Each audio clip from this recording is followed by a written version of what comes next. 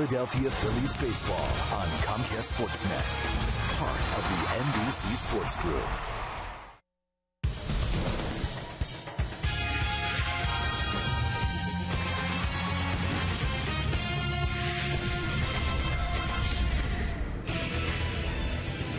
Two close games so far between the Phillies and the Reds. That's because the starting pitching's been so good. On Monday, Tyler Cloyd was outstanding in his second Major League start. Not only did he have the cutter, which we saw in game number 1, but he also mixed in a brand new changeup, and he wound up striking out 9 Cincinnati Reds. Then Jimmy Rollins stepped to the plate with the Phillies down 1. Rollins blasted a 3-run home run against Johnny Cueto to give the Phillies the lead for good. And then the young kids came out of the bullpen. Philippe Almont finished that baby off with his first Major League save. So Cloyd had his first Major League win. Almont had his first Major League save. Last night, good pitching again. But Jimmy Rollins into the history books. This chopping double down the right field line was career hit number 2,000 for J-Roll. Then a little controversy. After the Phils scored a run, Nate Shearholtz looked like he had an RBI to give the Phils a second run. But that ball was ruled a catch, and then eventually a double play ensued. Jay Bruce followed an inning or two later with a 2-run home run against Kyle Kendrick, and that's all Aroldis Chapman and the Reds bullpen, which has been outstanding, needed to secure the victory. Chapman gets Placido Polanco on a 98-mile-an-hour fastball to wrap up game number 2, and now we get set for the finale of this 3-game series between the Phils and the Cincinnati Reds here at Great American Ballpark. And, of course, Jimmy Rollins reaching the 2,000 hit club. He became the 4th Philly to do that. Mike Schmidt leads the way with 2,234. Hi, everybody. I'm Tom McCarthy, along with Chris Wheeler. The Phillies will wrap up this road trip this afternoon, and it's been a pretty good road trip so far for them. They're looking for their 4th win, and still a little talk in the clubhouse today about Jimmy Rollins and his 2,000th hits. Everybody happy for Jimmy Rollins. He put in perspective, Tom. Phillies lost the game, a tough loss last night, so it would have been a lot more fun if they'd been able to win the ball game. But still, to get 2,000 hits is pretty amazing. He's had a good series. In fact, he's had a good road trip.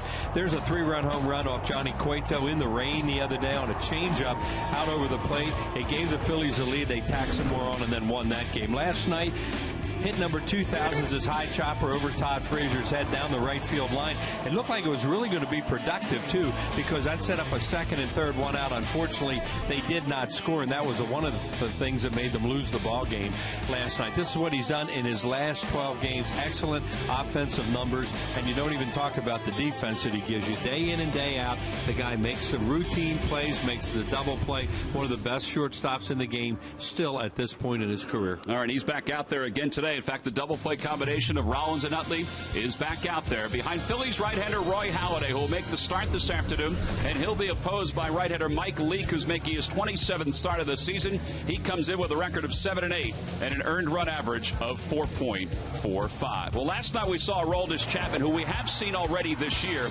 His fastball topped off at 100 miles an hour. 35 saves, leads the National League. When we get back, the lineups and first pitch for today's ball game. Phillies baseball is brought to you by Toyota. Every new Toyota purchase comes with Toyota Care. By Citizens Bank, we're for homes. Talk to us today about how we can help guide you to the loan that's right for you. By Xfinity, the official HD triple play provider of your Phillies. And by Independence Blue Cross. We're creating a more coordinated healthcare system that is built around you.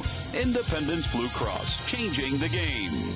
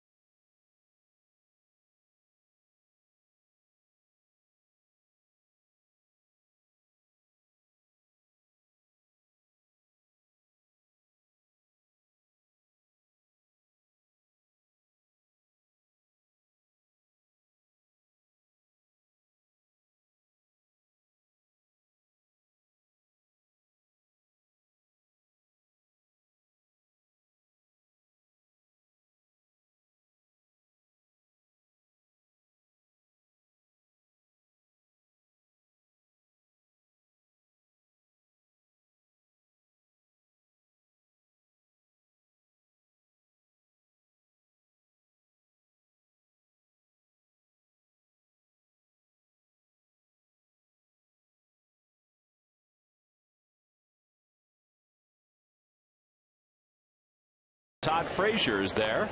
And Joey Votto gets his first opportunity to catch a throw over at first on the first play. So one out here at the top of the first. The rest of the Phillies lineup brought to you by Xfinity. Your home for the most live sports. After Rollins, it's Juan Pierre and Chase Utley. Then Ryan Howard, the cleanup batter. John Mayberry's at center field. He'll bat fifth. Dominic Brown sixth. Eric Kratz, the catcher, hits seventh. Michael Martinez makes his first start over at third base this year. He'll bat eighth. And batting ninth and pitching is Doc. And on the mound for the Reds is right-hander Mike Leake. We'll get to his particulars in just a moment. As Juan Pierre takes low, it's 1 ball and no strikes. Pierre, a .302 hitter with a home run and 22 runs batted in. And he takes one at the knees, so it's 1 ball and 1 strike. Mike Leake picked in the same draft as Steven Strasburg and Mike Trout. There are his numbers. Here in this ballpark, a .517 earned run average.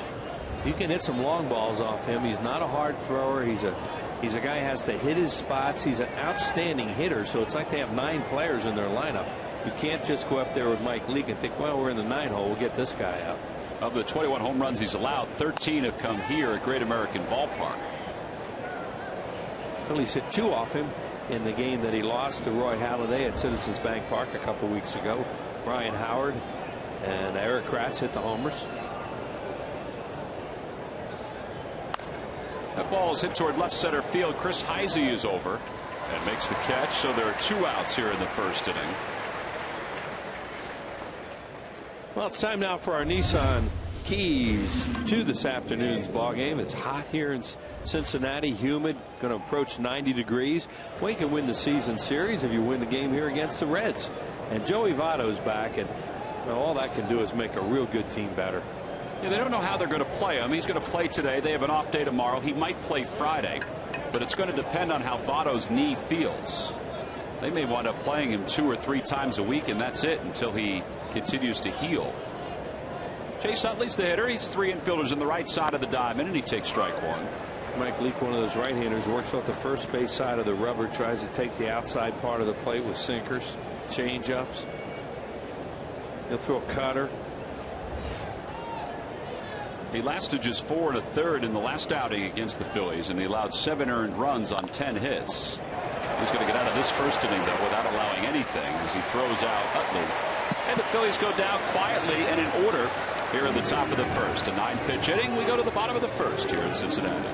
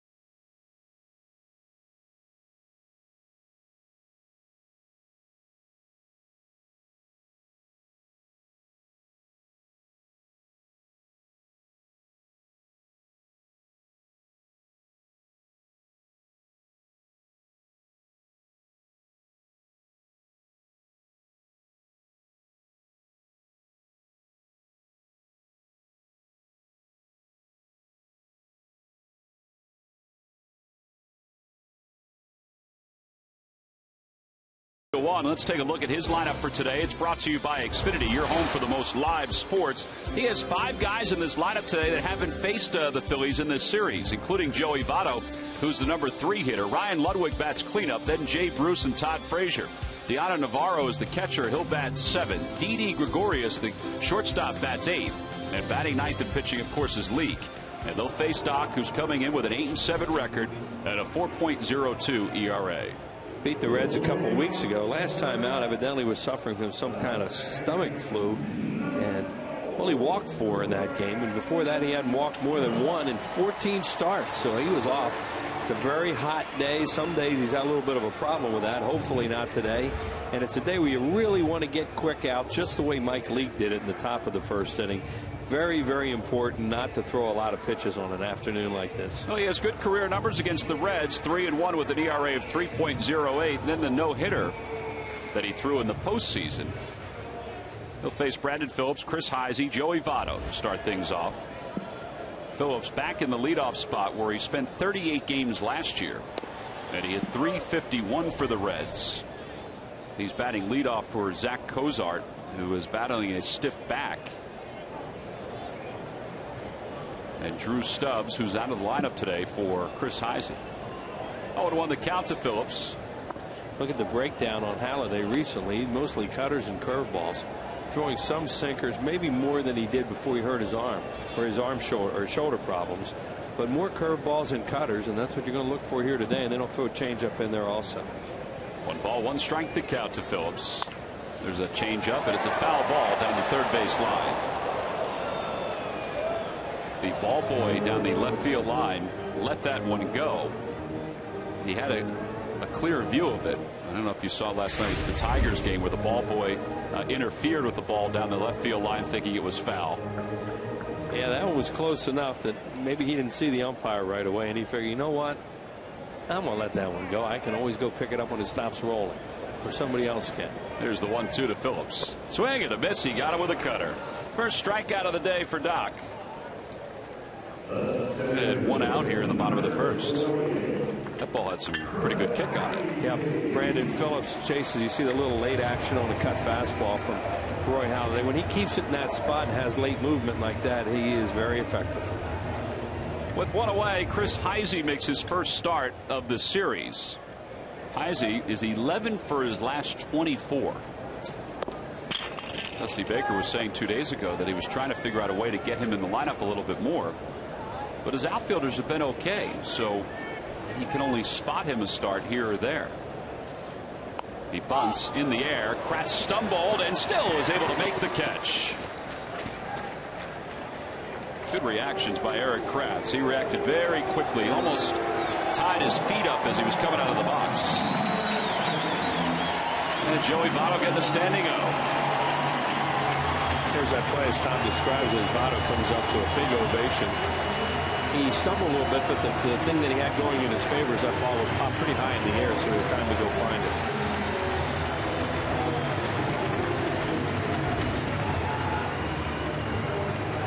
Votto making his first appearance since the 15th of July.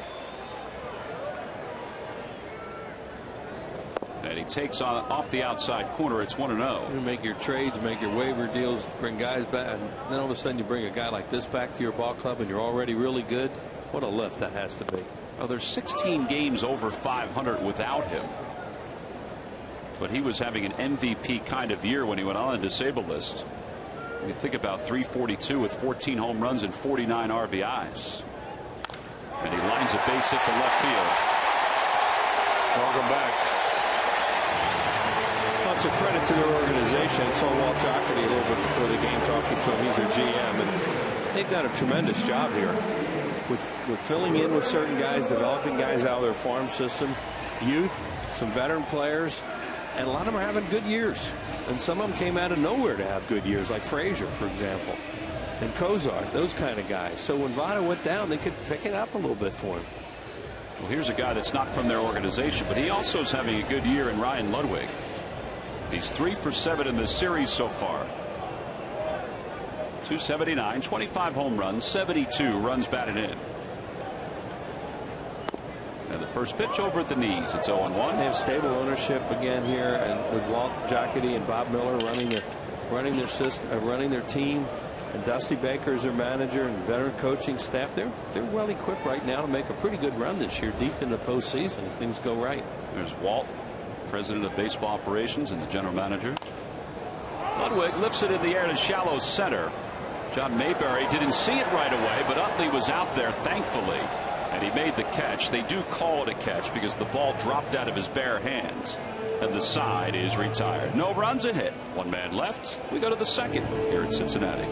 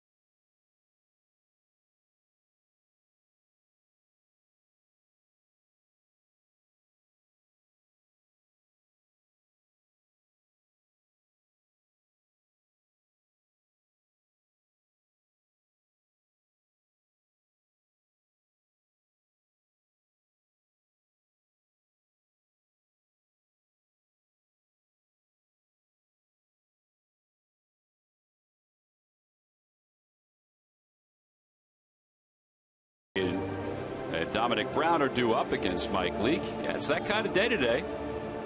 Wheels mentioned the temperatures will be close to 90 before it's all said and done, but very high humidity. Ryan Howard 1 for 7 so far in the series.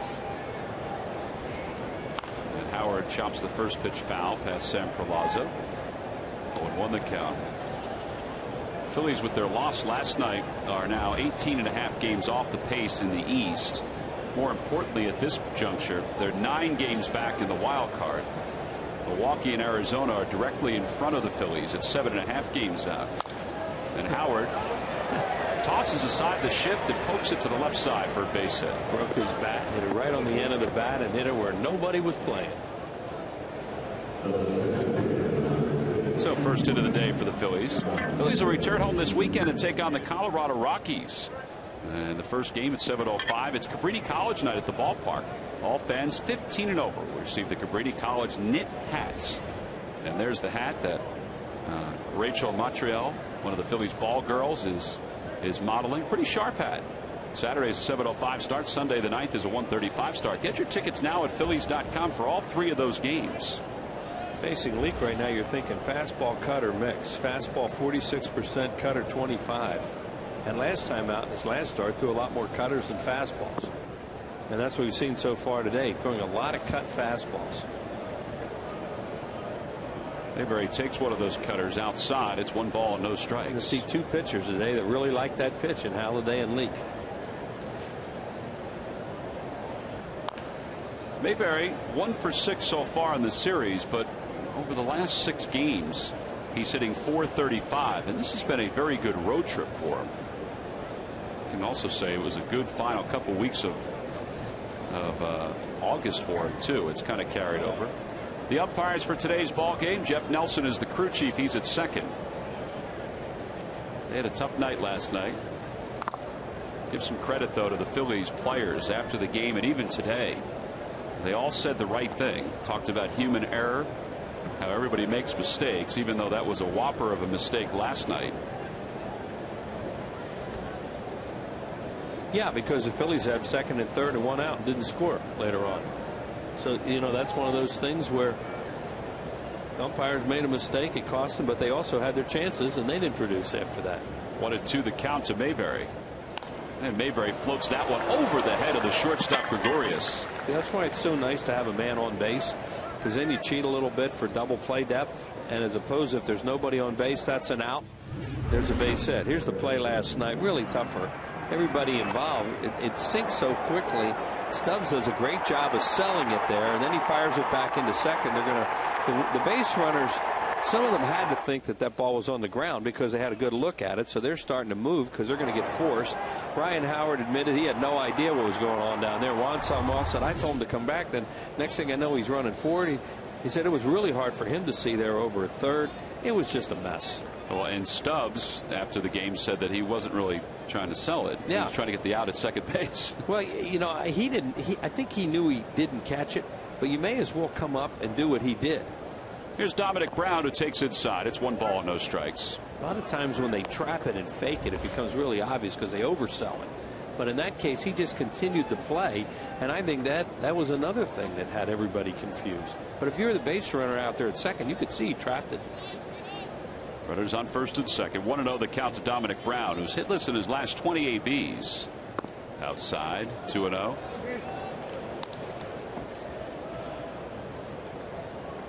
The home plate umpire, Chris Guccione, was the one who signaled the out. He was the first base umpire in last night's game. And wherever I was in the press box, they called it a triple play at first. That was different, considering there was 1 out. Opposite way, that's a base hit toward left center field. Howard got a late start. He's still going to be able to score as he heads to the plate. The throw by Heisey is not in time. It's 1-0 Phillies. That was a well throw by Heisey. So an RBI single for Dominic Brown. That ends an 0 for 20 stretch for him. Yeah, because you figure there was no chance of a play at the plate, and there almost was. And that's just because Ryan is having so much trouble moving. Plus, I think he froze a little bit on that because the ball was in the air for a long time. You don't want to get doubled off second. And Juan Samuel, You could see he was, I gotta send him here, don't I? And then I don't know. And oh, go ahead. You got to beat this, and he does. It was poor Sammy. Yeah, when I was watching him down there, you could see he wasn't quite sure. His mind was saying, well, he's got to score. Well, an RBI for Dominic Brown, and the Phillies take the early lead. And Ryan does what he can. He's running as hard as he can. Eric Kratz the hitter, and Kratz is ahead 1 ball and no strikes. Kratz has hit in 4 consecutive games. His average is at 288. And still nobody out here in the top of the second. The Phillies have had good luck with Mike Leake. He's never beaten him in 4 starts.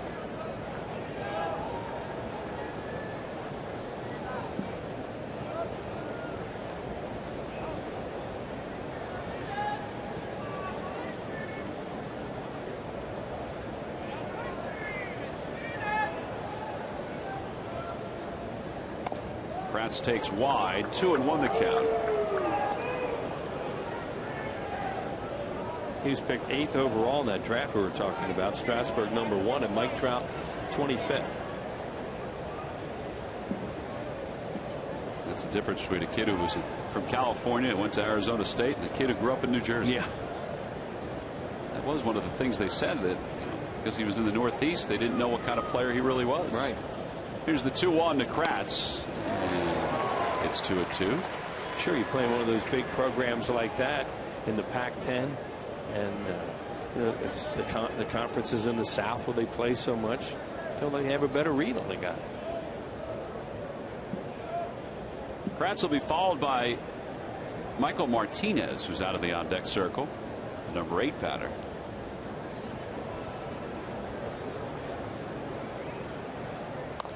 Franson's a little beaten up and been playing every day. Plays hard. Charlie was talking yesterday, so I may have to get him out of here, get him out of a game sooner or later. So I guess he decided today's the day with an off day tomorrow. And Placido Blanco is not available. He's available only in emergencies to play third. He can't pinch hit like he did last night against Aroldis Chapman. All that stemming from the sore back. That's a lot of fun. 2-2 pitch. In the air to left center field. That's pretty well hit. Ludwig going back toward the track. It is gone. A 3-run home run for Eric Kratz. And the Phillies all of a sudden have jumped out to a 4-0 lead. We talked about Leake struggles in this ballpark, and I think it's because he's a fly ball pitcher in a lot of ways. And you don't have to hit him real hard to hit him out of here, especially in day games. Eric Kratz looked like he got something hanging on the middle of the plate and hits it out of the ballpark to left center field. And Mary Moyer of Souderton, Pennsylvania. We didn't let you know this, but you were our contestant in the McDonald's home run jackpot, and you've just won $200. Moyer, Souderton. Martinez takes low. It's 1-0. Got a chance to be related. There's a lot of Moyers in Souderton in that area. 2-0 the count to Martinez. Pretty common name. Well, Kratz now with 9 home runs and 24 runs batted in. That's his second home run off Mike Leake. And the Phillies enjoying a 4-run lead. Still nobody out here in the second. A chopper to second. Well, there's the first out. Pretty nice swing here by Eric Kratz. Yeah, let's see what he does here. He kept pitching him away with cutters. Yeah, well, that looked more like a slider almost because it had some tilt to it. And Eric went down and got it and hit it out of the ballpark. Notice he's more of a high ball hitter than that, but that was a good low pitch that he hit and pulled it. That's a double play ball a lot of times when you roll one of those over. With one out, Roy Halladay is the hitter. Doc hitting $140 this year. No homers, 1 RBI. 381 feet. Estimated distance on his homer to left center field.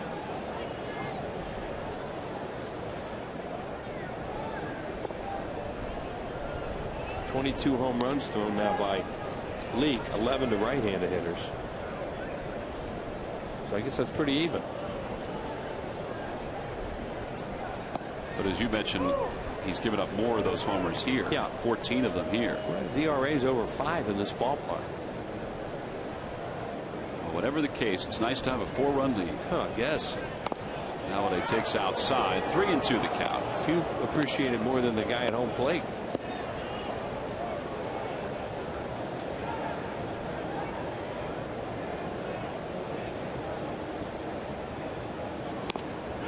And Halladay's down looking. He takes one on the outside part of the plate. First strikeout for Lee.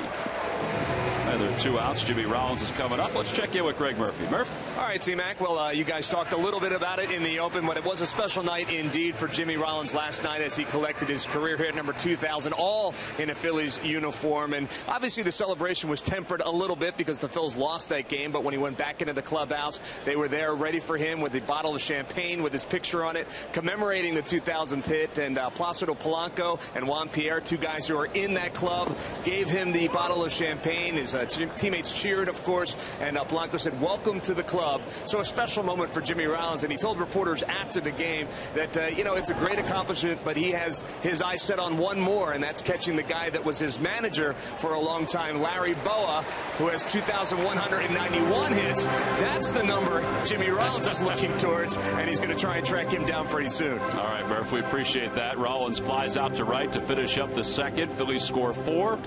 We go to the bottom of the second here in Cincinnati.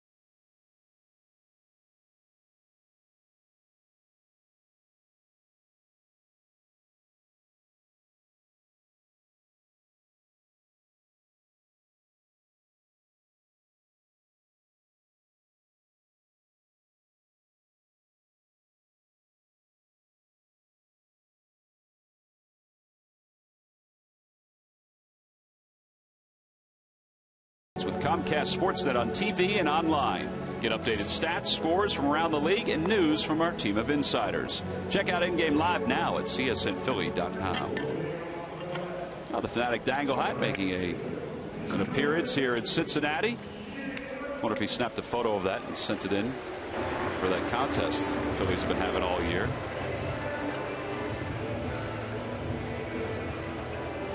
Jay Bruce will lead it off for the Reds. Roy has a 4-0 lead thanks to the guy behind the plate in Eric Kratz. Jay Bruce, his 2-run home run last night was the difference for the Reds. And he shows bunt, and bunt's foul. Kyle Kendrick was good last night. Think about that 0-2 hit that Ludwig got. It was a cutter, looked like right off the end of the bat. And he blooped it into right field with 2 outs and nobody on base. And then he just missed with a changeup to Bruce, and then the next one Bruce hit out a line drive home run. That was the game. Kyle said he utilized the changeup earlier in the game against Bruce. He said he wasn't even close to it, but in this particular pitch he was close to it. Yeah, he's a good low ball hitter, and he'd seen it enough times. He'd swung through it a few times last night too. The ball's hit on 1 hop to second. And Doc has the first out here in the second inning. I think Jay Bruce is doing him a favor when he goes up there and tries to bunt. I quite understand that one, but whatever. There's Kendrick's line. Kyle was asked about that play where Schierholtz was robbed of a base hit and a potential RBI. He said, listen, we've all been part of this game, and you know the element, the human element is part of it. I really thought the Phillies players handled the whole thing extremely well. I think they realized, too, it was really a tough call because everybody was confused. It wasn't like it was something so obvious to say, nah, how could the guy miss that? Every once in a while that'll happen, but that was not one of those kind of plays. And how many times do we sit up here and talk about how fast things happen down there?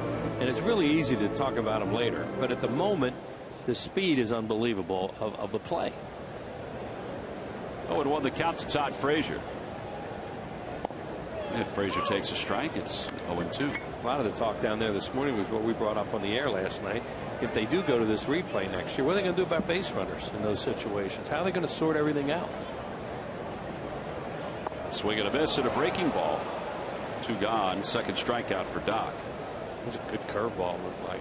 Wheels, I think next year, if they do eventually go to that particular play in replay, I think if you're the umpires, then you would call it safe if you're unsure. Let the play unfold, then go back, review it, and if they show it's a catch, then it might be easier to place the runners back at certain bases. But even at that point, you know, it leaves it up for discussion. And they're always talking about shortening the games. We've got to have arguments after that because there's going to be so much judgment involved. Somebody, I don't know, it was Rich Doobie. We were talking to this morning said, you know, they may have to come up with something that say like the home run replay. This is the decision we made, and that's the end of it. Ray Tipton told us, our director told us, 1 second from the time that hit the glove of the center fielder till the throw went to second base. 1 second. Yeah, that's quick. Yep. I think that's another reason why everybody just takes a deep breath after something like that and go, hey, we didn't know what was going on, so they didn't either. 2-1 the count to Deoner Navarro here in the bottom of the second. Ground ball out toward Utley. And Doc has an easy inning. 1-2-3 go the Reds. 2 ground outs and a strikeout. Doc's through the first 2 here at Cincinnati, enjoying a 4-0 lead.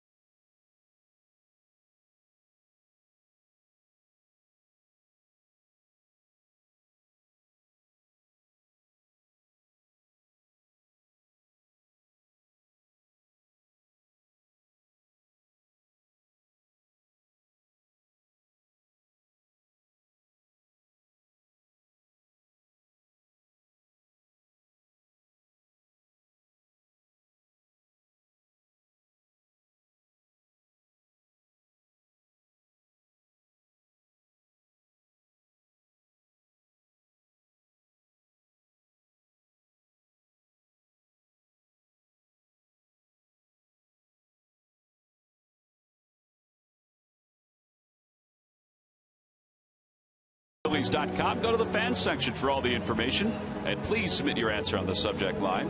The question is, Wheels, name the 4 players to have 2,000 or more hits, 350 or more stolen bases, 150 or more home runs for one team. All right, here's the thing, and this is for Flyer Girl. What is it, 48? 38. 38. Ruben Amaro on the bus this morning turned around and showed me on his phone that stat that was put out evidently overnight. All right, well, but so you're telling me that through the normal research of a game, I saw it, the answer, but I don't know if I remember it. All right, well, that's the challenge. We're challenging your mind. Right, and we have to make sure that that's okay with Flyer Girl. I think it's fine. I don't want to speak for her, but I think it's fine. Thank you. Okay. Because I want to just be on the up and up that I did see that. Now, remembering it's another thing. Better write it down now, Wheels. I did. Juan Pierre leads it off here in the third, and Pierre slaps the 0-1 foul. It's 0-2.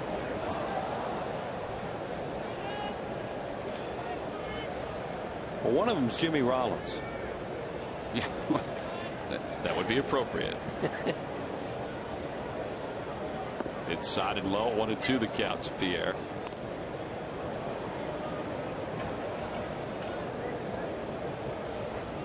Juan flight out to center is only time up. He's 0 for 1.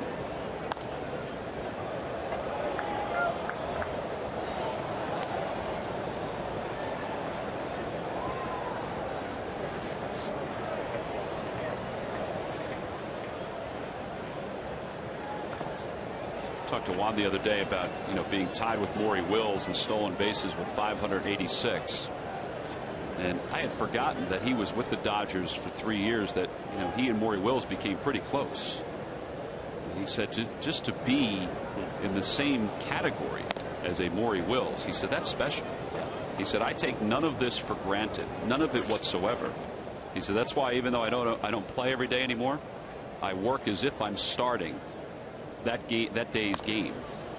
He said, my work ethic doesn't change. He said, I need to, at the end of the day, whether it be a game that he pinch runs, pinch hits, or goes in for defense or starts, I need to feel the same way. I need the fatigue to be the same. He said, so if I'm not playing, you may not see me that often on the bench because I'm inside, keeping my legs stretched, keeping them fresh, taking some swings, doing all the things that make me feel like I'm part of the game. And there's ball 4.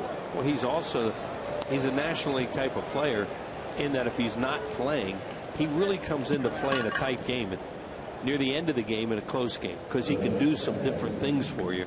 And that's what Charlie says about him, knowing that he has him in a one-run game, a tie game, that he can pinch hit him, that he can pinch run him. Lately, before some of these guys came back, he could even, he would use him to defense later in games because he knew he'd be ready to go out there. And all you just said about him is the reason why he's ready to get out there. I'd never heard that, though, before, Wills, that he wanted to feel the same way body-wise at the end of a game. Utley hits one of the air to straightaway center field. Heisey on the run, out toward the track, out toward the wall, and it's gone! A 2-run home run for Chase Utley. And the Phillies' lead is up to 6. 6-0 here at the top of the third.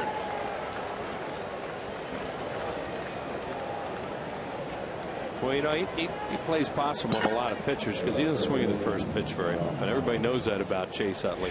And then every once in a while, let's get a little get-ahead fastball. Bam! Dead center field. Ball really carrying here today. And he's been flirting with some of those lately because he's hit a lot of balls deep to the outfield that have been caught near the wall on good catches. Running catches are turned into doubles. And he clears the wall with that one. Well, that's 198 home runs now for Chase Utley. He's reached 10 home runs and 29 RBIs this season. You got a base stealer on it. That's the thing about having a base stealer that hitters love. When they're standing up there, you have a potential base stealer at first base. A lot of times you will get a first ball fastball because they want to get ahead and or give the catcher something to throw on if the guy goes. So there's a hitter. Boom. Ryan Howard whacks the 1-0 pitch foul. It's 1 ball and 1 strike, and bullpen action already.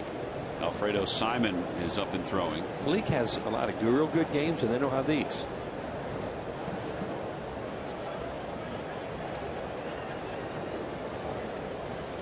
When you're a fly ball pitcher in this ballpark, that can be a problem. You really have to keep it down somehow, and especially in day games, I would think, the way it jumps here. 2-1 the count to Howard, who takes low and in. 3-1. Well, they have a ton of pitchers out in that bullpen if they have to make a change.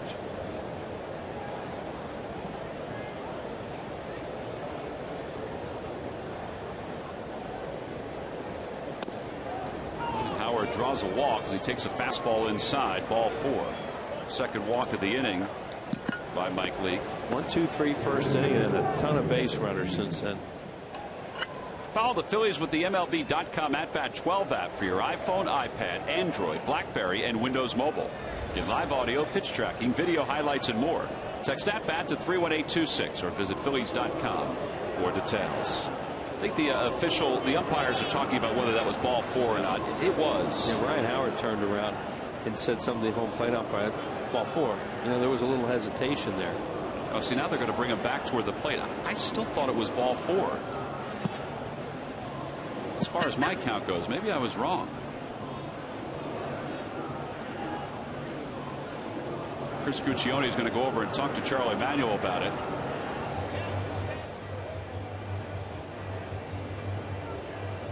We're going to go through the highlights too to see how many pitches were thrown.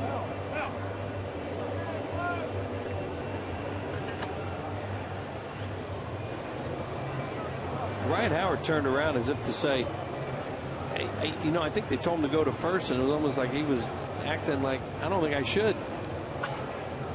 He had kind of a funny look.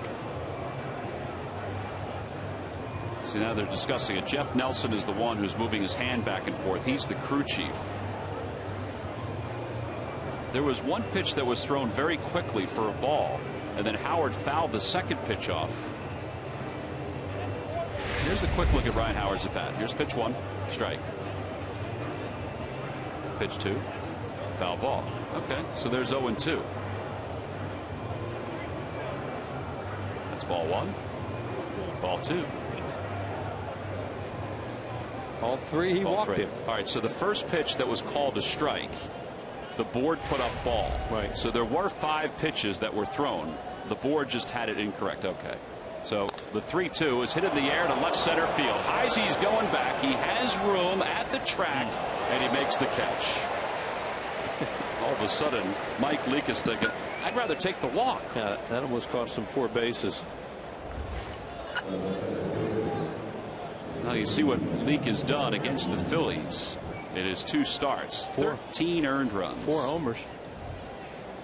2 by Eric Kratz, 1 by Ryan Howard, and 1 by Chase Utley. I love the fact that we can go back and look at the replays like that. That's great. It was that first pitch, though, that I think threw everybody off. It was almost like Howard was telling him, no, I didn't walk. They told him to go. All right. Here's John Mayberry, who singled and scored his first time up. Takes outside, 1 ball and 1 strike. Keep scoring on a hot day like this. The way runs can be scored in this ballpark. It's early. You don't want to shut it down like they did last night and Sunday in Atlanta. You get a hit after the 5th inning in either one of those games. Springer fan today, Wills? We're lucky in here. Down and away, 3-1 to Mayberry. Get spoiled.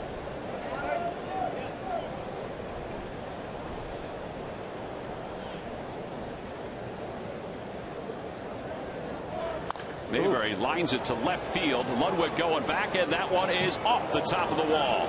Mayberry hustling to second. The throw on 1 hop, not in time. Boy, they're going to have to make a move because they're playing ball. Oh, here comes Dusty now.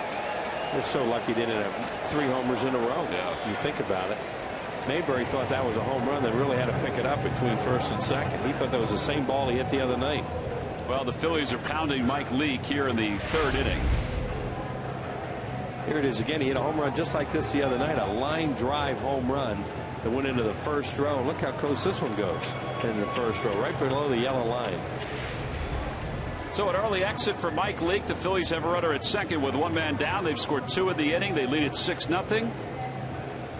And we've got our first pitching change. It's an AT&T call to the bullpen here in Cincinnati. The Phils on top by 6.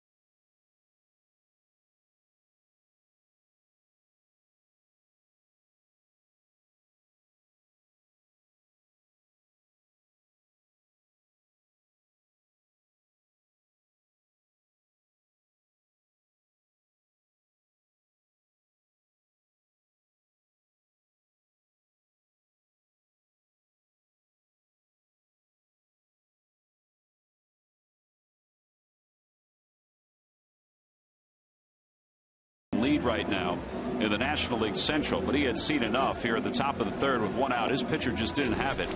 So he brings in Alfredo Simon, a much harder thrower than Mike Leake, former Philly prospect. 2-2 with a 2.60 earned run average. He'll be appearing in his 31st game for the Cincinnati Reds. Yeah, Chris Izey has to go really, really deep to get that ball Ryan Howard hit, and then Mayberry follows with one. Looks like another home run. Hit the top of the wall.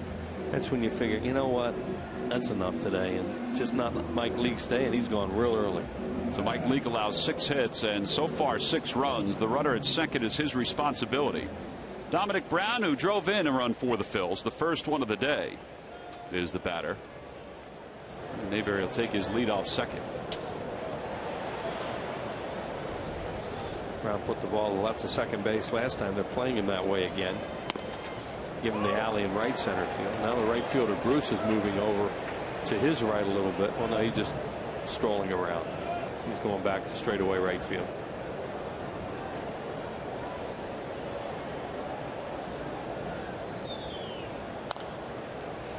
To the count to Brown. Popped it foul.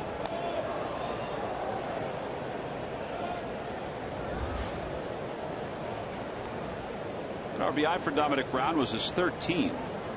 Not playing for those handful of days has kind of knocked his swing off kilter. He's playing in back-to-back games for the first time in about 10 days. 0-2 the count. And he pulls that one foul.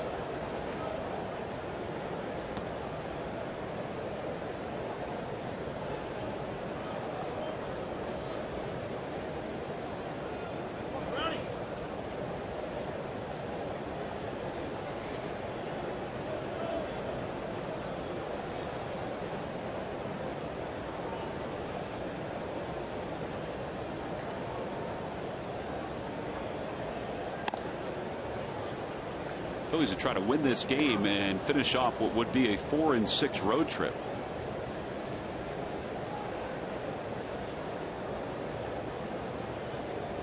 About a month and a half or so, they talked about just starting to win series and just letting that play out and see where they wind up. That ball got away from Deanna Navarro. What a hit it. Wait, that ball's live. They don't realize it. Here comes John Mayberry. Now they're going to say it hit Dominic Brown. I thought it hit him. But they didn't call anything. I know. It was bizarre. It looked like it hit him right on the foot. In fact, Brown was acting like it hit him. But he didn't leave the box because nobody called anything. When a carom's crazy like this. It was a tough series for the umpires. It's a breaking ball, goes right off his foot. And when it reacts that way, see, nothing's called. No. Still nothing's called. He knows. Finally, he called something. He must have said something. He knows it hit him. I mean, Dominic Brown obviously knows it hit him. It grazed off his front toe. And he's waiting for him to tell him to go to first. He's ready to start taking the guard off. Well, that'll bring Kratz to the plate again, and Kratz dribbles one up the third base line, and it's foul. 0-1 the count.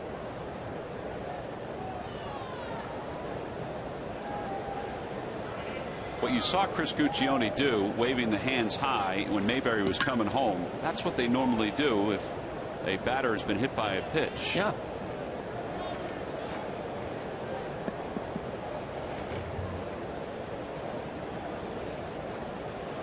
They kept waiting for it too because the way Brown reacted, the ball hit him. But then he just stood in the box. Yeah, well, he was starting to bend over to. The 0-1 pitch. Fastball for strike. 0-2. Nice young man. He was waiting to be told to take his base. That's exactly right. Very polite. He is a very nice young man. Yes, he is. Runner's not being held on at first or second. Kratz lays off a curve, and it's 1-2. Halliday's been sitting a long time, although it'd be easy to get loose today.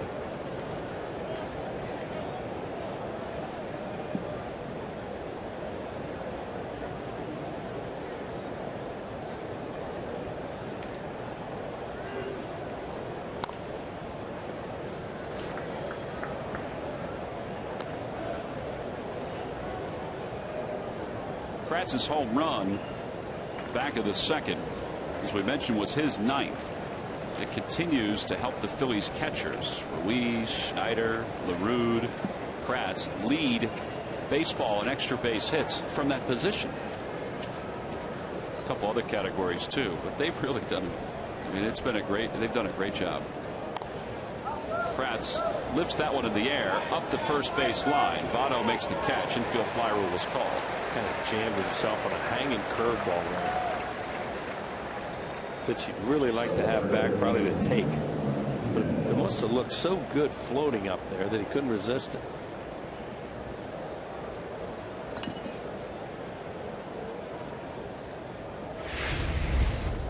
Here it is. Right up in his eyes, thinking, oh, have I got a meatball to hit? And he just didn't get a good swing at it. Martinez grounded out his only time up. Phillies have scored 2 runs in this inning and a home run by Chase Utley. It's their second home run of the day. So close to 2 more runs on 2 more homers.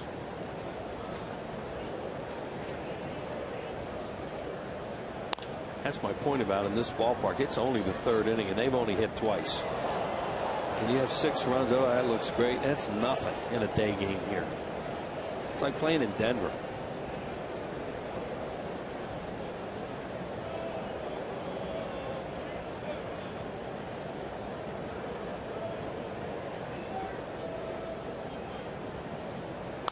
Broke his bat and a foul ball off the left field line. 0-2 the count to Martinez. Nice catch by that gentleman there. Phillies have played this entire series with the great Jim Bunning watching from beyond the Phillies dugout. And he really watches the games. You know he has to enjoy watching Roy Halladay today. He was barking at the umpire the other day in the Labor Day game. Does he have a Kentucky hat on? I think that's an H. I thought it was a K, but I think it's an H. One of his grandsons is starting quarterback at Kentucky. Oh, maybe it is. No, that looks like an H. Yeah. Here's the 0-2 pitch to Martinez. On the ground right side, Votto ranges to make the play and goes the short way to second. Very fluid by that shortstop. And the side is retired, but Chase Utley's 2-run home run has given the Phils a little more of a cushion. This one to center field. The Phils take a 6-0 lead as we go to the bottom of the 3rd.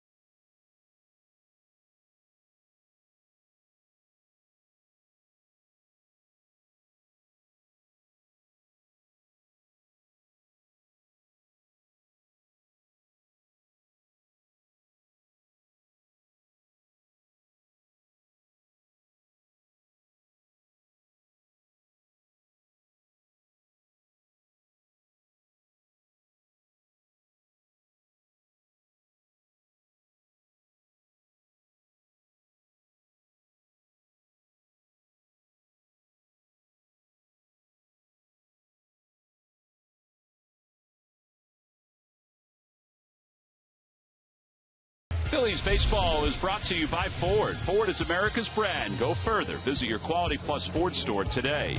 By Xfinity, the official HD triple play provider of your Phillies. And by Toyota. Every new Toyota purchase comes with Toyota Care. Float along the Ohio River. Getting a little help along the way, too. A little barge action. I figure Sarge would know the name of that tugboat, right? Tugboat Annie or something? He might have it. He might pull it out of his back pocket. Was that ship that he knew the name of? The Majestic. The Majestic, and he rolled it right out. Rolled it right out. Like it was nothing. All the delivery. Well, here comes one of the Reds' top prospects, Didi Gregorius. He split time between AA and AAA this year.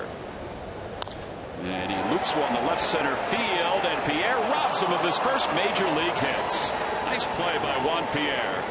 Ball hung up there long enough, and Pierre looked like he had his sights set on it the entire time. He made nice catch. That's another kid from Curacao, too, like that kid that came up with Texas the other day. Here it is, a sinker away, and he just goes away with it. Juan had that, well, let's use the word again, all the way. Easy call. And this one would not be replayed. No. You talk about Jim Bunning as the inning ended. Think about that. 2 guys in this ballpark today that pitched perfect games and no hitters in their career. Amazing. I think you could do one of them, let alone both. As you said, the Senator is a big fan. Oh, he's a big baseball fan, and his no hitter was with the Tigers. Perfect game, of course, with the Phillies. Here's Jim. Been here all 3 games. Spent a lot of time when he went to the Hall of Fame a few weeks ago. It's always great to talk baseball with him. He really follows the game still and cares about it. 4-3 on the putout for the second out. Simon is retired. All right, Wheels, we talked before about the trivia question. You were helped along by Ruben Amaro. Murph, have you been in contact with Flyer Girl 38? I have indeed. You know, we needed to get a ruling onto whether or not it was legal that, you know, the information gathered before Wheels actually knew the question, whether or not he could use that on the air. He admitted, of course, that he got the answer from Ruben Amaro Jr. So I did. I went to Twitter at Flyers Girl 38, and I have been in contact. Here's what she had to say. If he didn't know what was going to be asked, legal. If he knew the question, illegal. Got to keep Wheels honest. So we're going to call it legal. And he gathered that information all on his own. Thank you so much, Flyer Girl. I can't begin to tell you how comforting this is. And she also said she wanted to say hi to both of you up there. Well, we have to meet Flyer Girl sometime. That is just amazing. She's becoming part of your shtick, Wheels. My shtick, yeah. And I've never had a shtick. All these years, I guess I've needed a shtick. 0-1 the count to Phillips, who fouls it away. It's 0-2. Well, thank you, Murph. We appreciate that. So you officially did not know the question beforehand. You were not told the question last night or before. No. Okay. Everything's today. Then it's legal. Then it's legal. Yeah, everything's today. It's fine then. That's legal. Perfectly legal. Yeah. Thanks, Murph. Now the problem's going to be is whether his short-term memory allows him to remember what Ruben showed him. Right. Because you know my long-term memory's not bad. Not bad. Short-term, I don't know. 1-2 strikes the count to Brandon Phillips. Phillips struck out his only time up. I mean, I know that was Jim Bunning down there. Maybe I wouldn't have known Tommy Green. Another foul ball.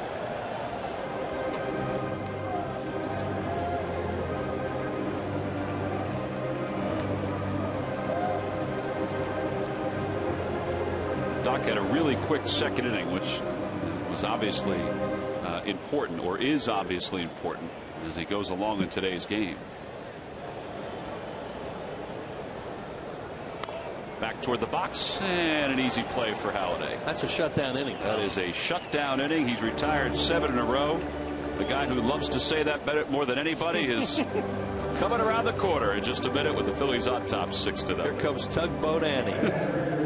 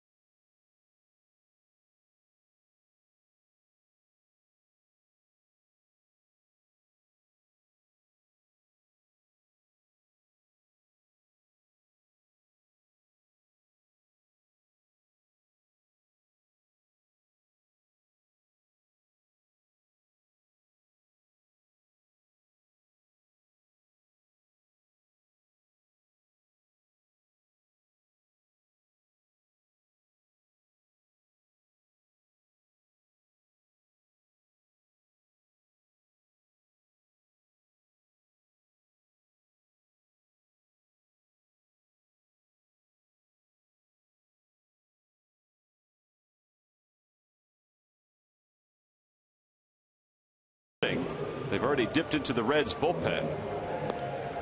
And Phillies fans get a chance to soak in a week here in Cincinnati, at least 3 days. The off day tomorrow, and then the Phillies return home to take on the Colorado Rockies this weekend. Again, Friday is Cabrini College Knit Hat Night at the ballpark. Great giveaway. We showed you that giveaway before.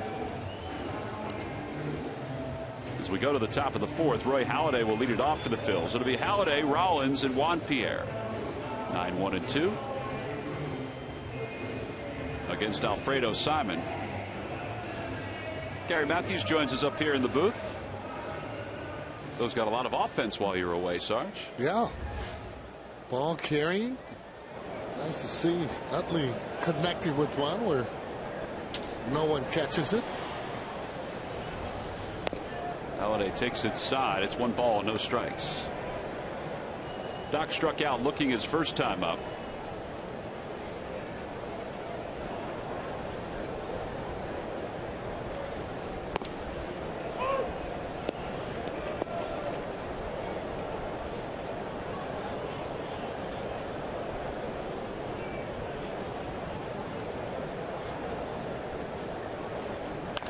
And a line drive base hit to right field. At least it's a line drive to right field, and it is a base hit. Ball was thrown to Joey Votto trying to get the force on Doc, and it went wide of the bag. Right, we've seen Jason Worth do that quite a bit, trying to throw that runner out. A lot of times you're playing that pitcher up close anyway. That ball hit awful hard there by Doc. Boy, he smokes a high fastball. How quick it gets there. Now he knows he's going to throw it all the way. Tried to short arm it. Thought he would have ended up safe anyway, even if he had caught it. Rollins is 0 for 2. He's grounded out. He's also flied out to right. And he takes wide. It's 1-0.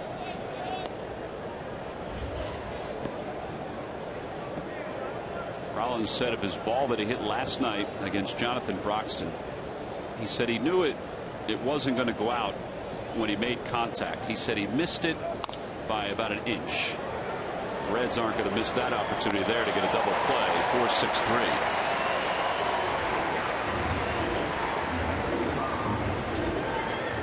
And it turned out to be 2 quick outs here in the fourth. I tell you, he does that double play as good as anyone. You got to have a lot of confidence just to throw the ball from the side, but to get a lot on it, that's what it's all about. Check this out. Look how far that is, and boy, I'm telling you, it doesn't get any better than that. Marty Brenneman, one of the announcers, said he was the best defensive player that he's ever seen here with the Cincinnati Reds. Brendan Phillips? Yes, yeah. And he's seen them all. Yeah, he saw Larkin play shortstop. Yeah. Pierre takes outside. It's 1 ball and no strikes. Think about some of the guys that he saw. Dave Concepcion. Back in the day, I tell you what, he was as good as it got. Pierre walked his last time up, flied out to center. 0 for 1.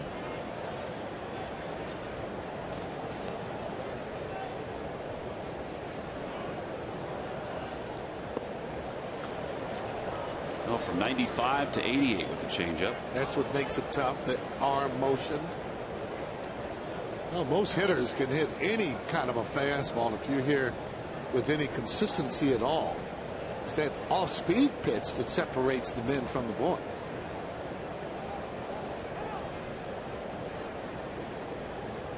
Got to be able to recognize the pitch as quick as you can to be a good off-speed hitter. That's a pretty fine play right there by the shortstop, Didi Gregorius. The rookie read it off the bat, and at the last moment twisted his body to pull it out of the air. And the side is retired. He's making his major league debut, and he's showing off a major league glove with 2 shortstops whose numbers have been retired right there in front of him.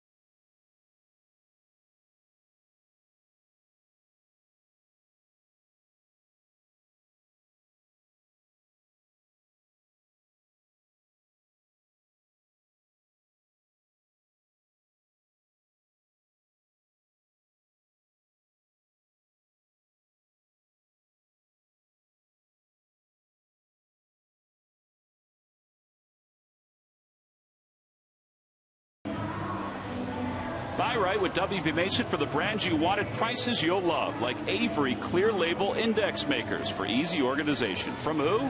But WB Mason. Now we played 3.5 here in Cincinnati. Just saw a heck of a play by D.D. Gregorius, the shortstop, the rookie shortstop for the Cincinnati Reds. He was robbed of his first major league hit by Juan Pierre earlier in the game. So he just did some grand theft of his own, Sarge. Well, that's the way you feel. If you can't get any hits going your way, then everything that comes my way, I want to catch it. You can see Juan just kind of almost thinking and saying, man, should have had a hit there. But this kid from Carousel, I'm going to tell you something. This guy's going to be a player. Talking with Dusty earlier today, I mean, the only thing is preventing him from being here right now, besides Cozart, though, is just his bat. But fielding-wise, boy, oh boy. Chris Heisey will lead it off here in the bottom of the 4th. Heisey popped out to Kratz his first time up.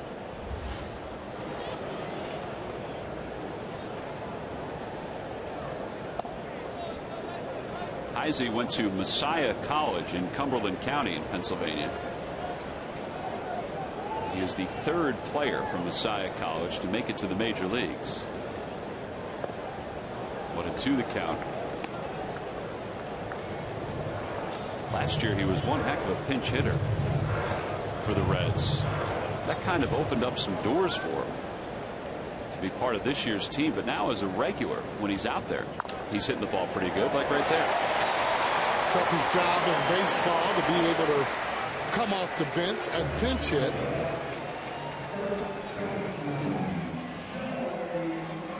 Phillies baseball is brought to you by Chevrolet. See your local Chevy dealer or visit ChevyDealer.com. By McDonald's. Now at McDonald's, any size soft drink or sweet tea is $1. And by Mazda. We believe if it's not worth driving, it's not worth building. Now with nobody out and a runner at first, Joey Votto, who singled in his first at bat. Votto takes outside, 1 ball, no strikes. He's one of those players that, in terms of hitting, I mean, if you want to look at a guy that you want to try and emulate, you're looking right at him. He has a good eye. Hits the ball to all fields, and I got to tell you, he can pull the ball, and he's just a threat every time he comes to the plate. The only thing he doesn't do well is slide. Doesn't know how to slide. That's how he re-injured himself. That's after, exactly right. Rehabbing. Takes outside and low, 3-0. A couple of close pitches. And Roy takes a peek at Chris Guccione. He's among the leaders in batting average all time in Reds history at .316. And he takes 4 pitches for the first walk of the day. Well, it's surprising, you know, the media coverage here in Cincinnati. It's not that thick. It's not, you know, as thick as, let's say, Philadelphia or anything like that. But the writers have talked about in their recent articles the pressure that Dusty Baker will have, because now with Votto back, he has to decide where to play Todd Frazier. He has to decide when Chris Heisey will play. He's got some decisions to make. It's not as easy as it seems. Yeah, that's a good pressure to have. Can't have too many hitters. Can't have too many pitchers on your team. And you know what? Everything will sort itself out there, especially in terms of hitting. You'll see some guys fall by the wayside. And like Charlie says, it's not the manager that puts a player in that lineup. It's the player himself by what he does. Yeah, so he has Frazier playing 3rd today and Scott Rowland off. Rowland has the off day tomorrow with the rest of the Reds, so he'll probably play Friday. Votto may play today and not play Friday as Rollins goes to second for 1. Can they get the double play? They did. 5 or 6, 4, 3. Huge. That's one you don't see turn, simply because that ball deep in the hole. Chase Utley's second base has to really turn that ball, but more importantly, Jimmy Rollins has to give him a good throw to be able to do that. He does just that. Catches him almost in one motion as he throws. There he is again.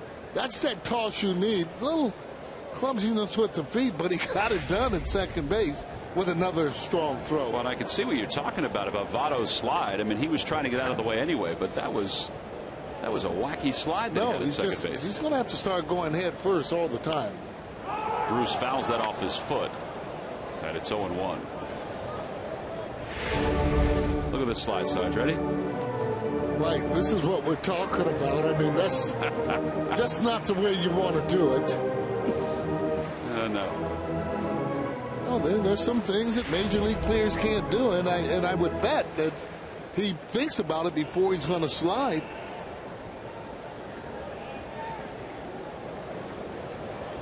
Oh, and what a count to Jay Bruce.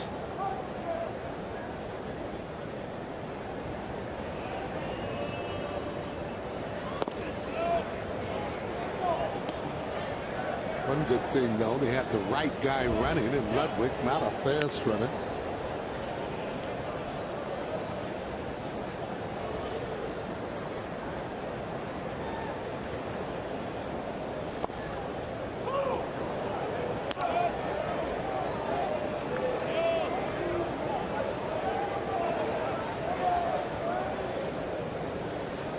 One of those players that the ball on the outside part of the plate, he's strong enough to be able to pull the ball, hit it in the right field, the bleachers.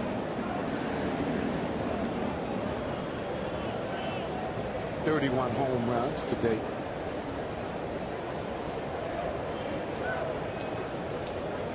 Two balls, 2 strikes, the count to Bruce.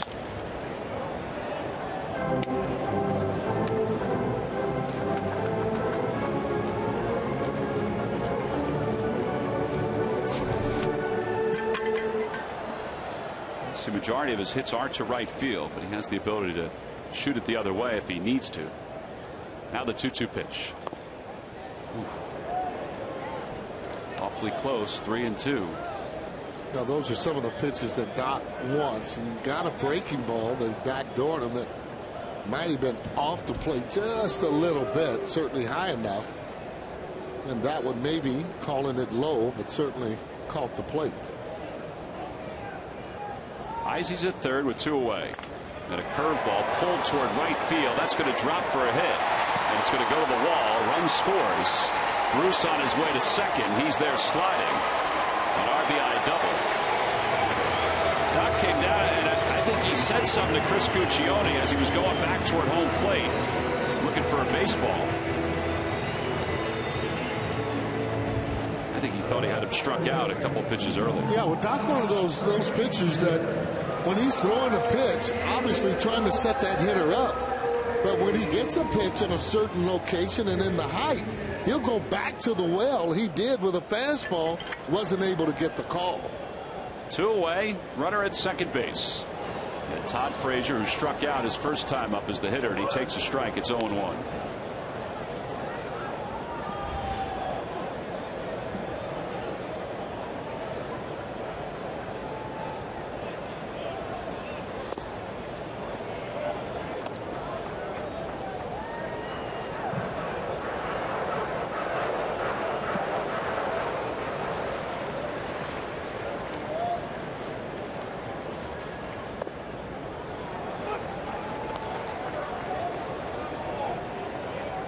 This is the hardest he's had to work to get 3 outs today. Yeah, they're working that count, taking pitches. Frazier with 62 runs batted in, tops among rookies. He's also among the leaders in home runs and batting average.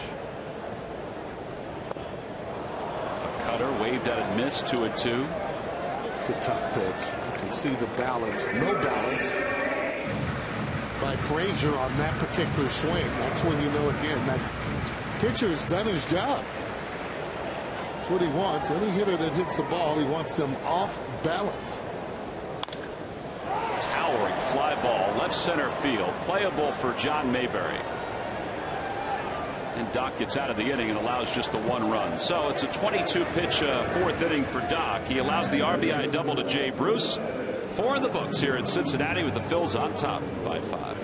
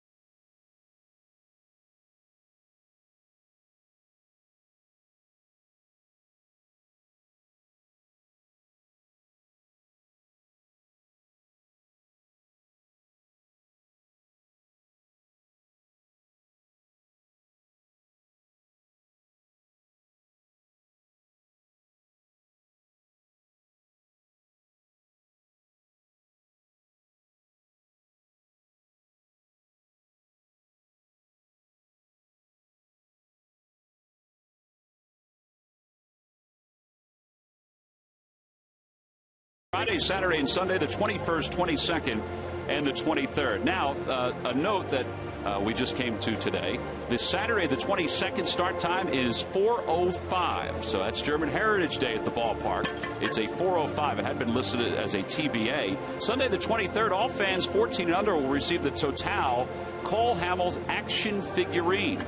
That's a great giveaway. Again, it's the last weekend of home games of 2012. Get your tickets now at Phillies.com. Chase Utley will lead it off here in the top of the 5th. Utley homered his last time up against Mike Leake, who went 2 1/3, allowed 6 hits and 6 runs before he was lifted from the game.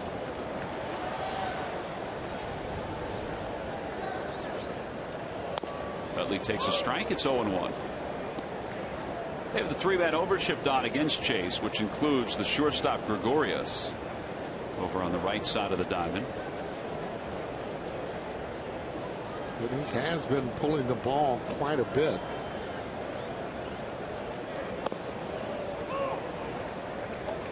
Nothing wrong with that too, though, because he's been squaring a lot of balls up, staying right with his swing. Just want to keep a little more honest, start hitting that ball to left field a little bit. They'll all switch back over. Swung over the top of a changeup for the first out here in the 5th. Yeah, didn't think he was quite ready on that. Really rushed his swing. And sometimes he does that from time to time. So Utley's retired with 1 away here in the 5th. Here's Ryan Howard. Howard singled and scored his first time up, and then hit one out to the wall and left center field his last time to the plate. So he's 1 for 2.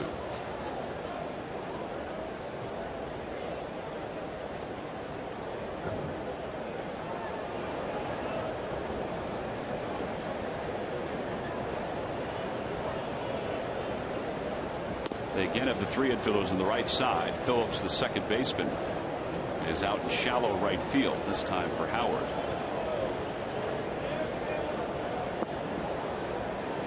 I think Phillips might be one of the deepest second basemen that we've seen. That ball's hit in the air to left field. Ludwig going back toward the warning track, toward the wall, and he jumps and makes the catch. He didn't need to jump, but no, he didn't need to jump on that. Ryan Howard has just missed on 2 swings today. It's just giving you really great indications how it's going to be for him next year. There he gets up there and for no apparent reason other than just getting up.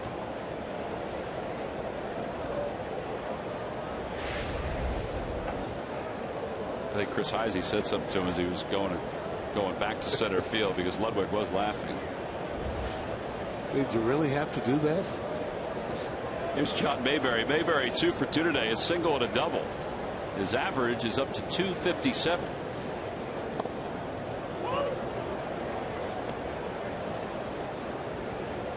Well, he's had a lot of success in taking strikes and being able to come back and drive the ball. A lot of success lately.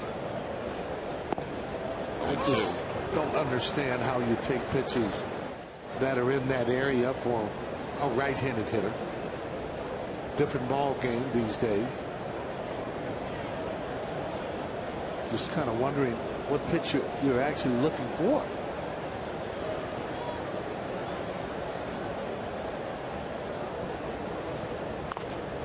That one goes the opposite way. Bruce comes running in, and Simon has an easy 5th inning. 1, 2, 3, go the Phils. Simon's done a good job since coming into the ball game. Middle of the 5th here in Cincinnati.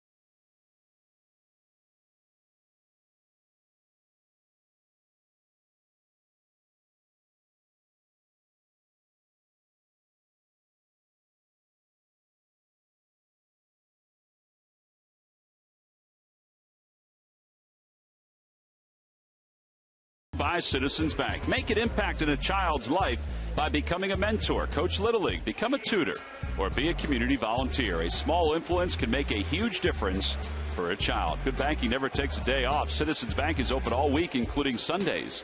Good banking is good citizenship. The smokestacks have been quiet so far today. As far as the Reds are concerned, that's a good thing. It'll be Deanna Navarro, Didi Gregorius, and the pitcher spot. Navarro swings at the first pitch, lifts it over toward the Phillies dugout, and Kratz just can't get to it. It's a good try. Sure was. When that ball is going to come back, spin back. Not enough.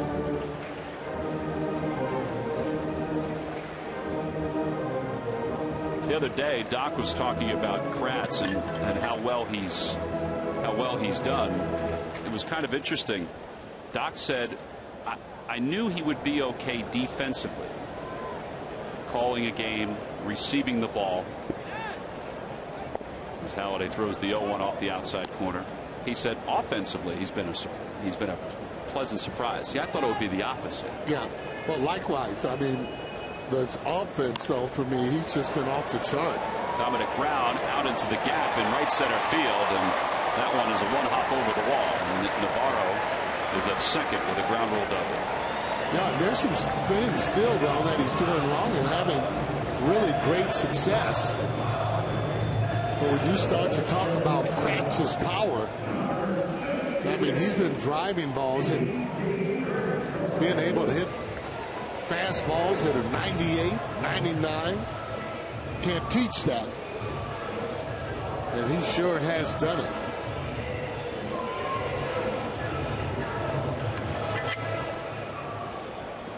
Following the leadoff double, here's Gregorius, who was robbed by Juan Pierre his first time up. A 22-year-old from Curacao. Ground ball to the right side. That'll get the runner over to third. And minor league totals hitting 273 lifetime. And again, he's going to have to fight for a job here next year. Sam LeCure is warming up in the bullpen for the Reds, and Henry Rodriguez, another one of their call-ups, will pinch hit. The pitcher spot is up here. Well, they like this kid quite a bit, too. You know, they have a lot of young players. More importantly, that pitching staff they have that is really pretty young. Average age right about, 27 or so. Arroyo, the oldest pitcher, at 35. But Rodriguez is another 22-year-old. Out in front of a breaking pitch, it's 0-1. What a smart pitch. I think Doc knows that most young guys sitting on that fastball, what's he do? Pull the string on him.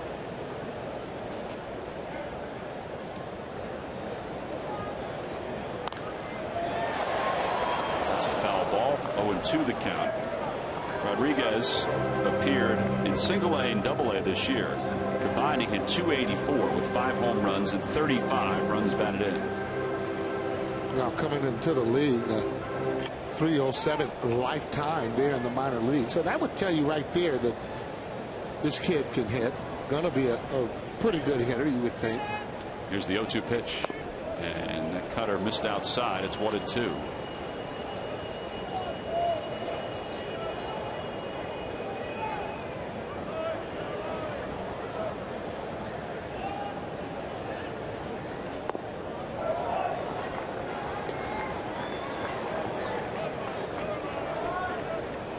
See if Doc makes it happen on this particular pitch. Got a little open stance up at the plate.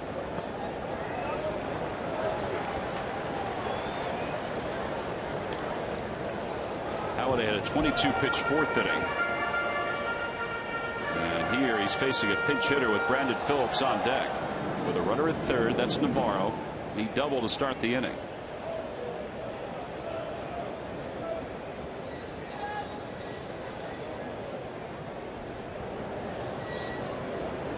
Now the 3-2 pitch.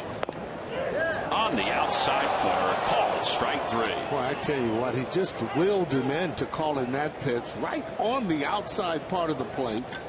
almost unhittable in that location. Take a look at it. He's looking for the ball inside. See how he cleared his hips already? Even though that ball is off the plate, he's not in position to actually hit that ball. But that's a veteran call on a rookie for sure.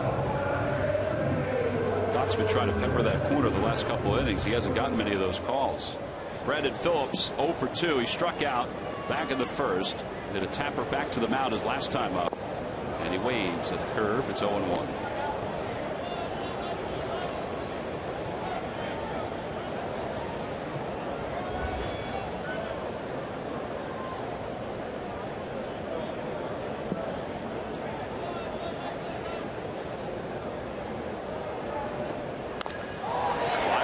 Center field. Mayberry going back. He's got a beat on it, and he makes the catch, and the side is retired. No runs, 1 hit, 1 man left over at third. We've completed 5 with the Phillies enjoying a 5-run lead.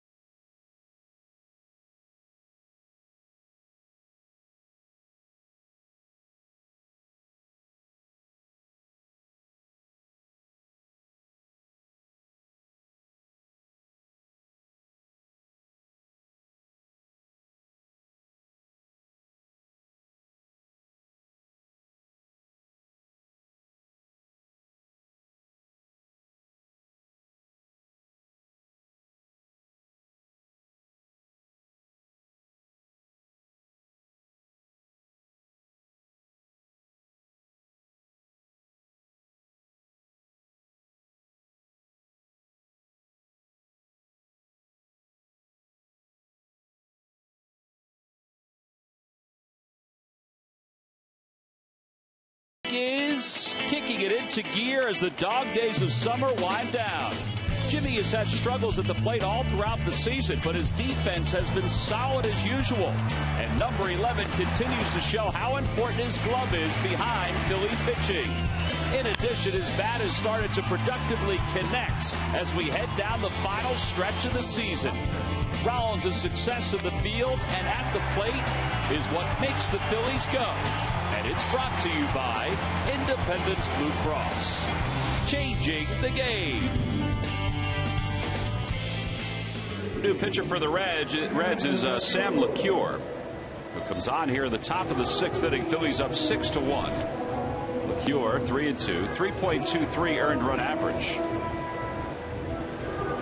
Mentioned here in September, both teams have some extra pitchers coming out of their bullpen.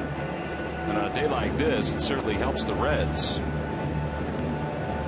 LeCure, who's been up most of the year, 47 strikeouts in 47 1/3 innings of work. He'll face Dominic Brown, Eric Kratz, and Michael Martinez as we go to the top of the 6th inning. Yeah, and when you have those kind of guys too, I think really you got to really use them. I know yesterday late in that ball game, or not really late, it was at the 6th inning or so, where Bruce hit the home run off of Kyle Kendrick. Might have been a great time to have a lefty in to actually pitch to him. Even though Kyle was really pitching well, that was the 3rd time around, you know, for Bruce. Pretty good pitch, but I tell you, he's an expert at being able to hook those balls into right field. Yeah, it was 1-0 at the time, and Kendrick has been pitching so well. I think Charlie figured the Phillies could muster another run or two. Yeah. Dominic Brown leads it off here in the top of the 6th. Brown is 1 for 1. He was hit by pitches last time up.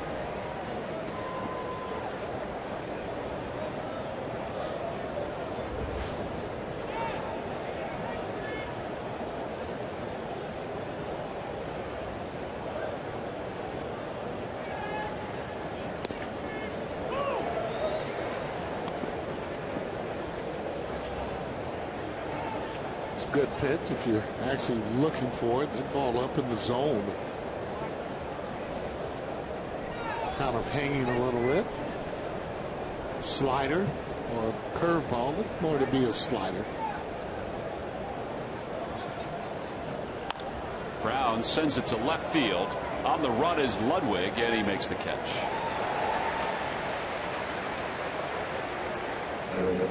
So with one out, here comes Eric Kratz.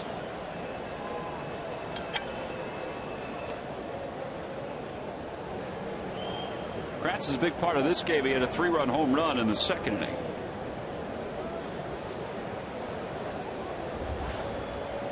Nine home runs now, 24 runs batted in. Unreal for Kratz.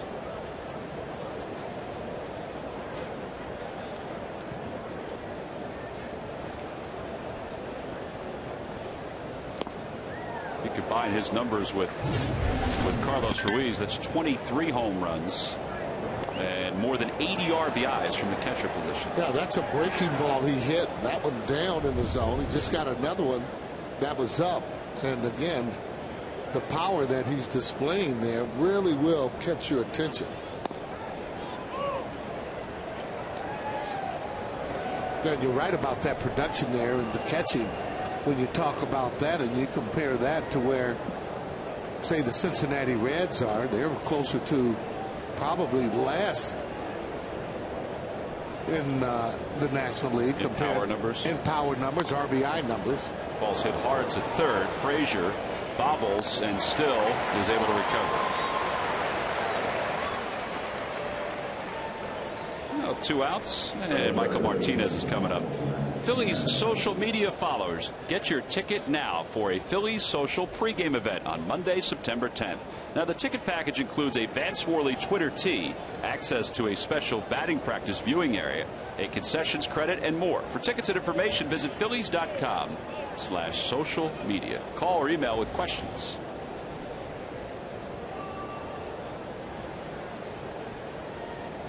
Martinez swings at the first pitch. So 7 pitches, 7 strikes for LeCure.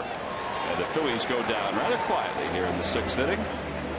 Bullpen is retired 8 straight for the Reds. Middle of the 6th, the Phillies on top, 6-1.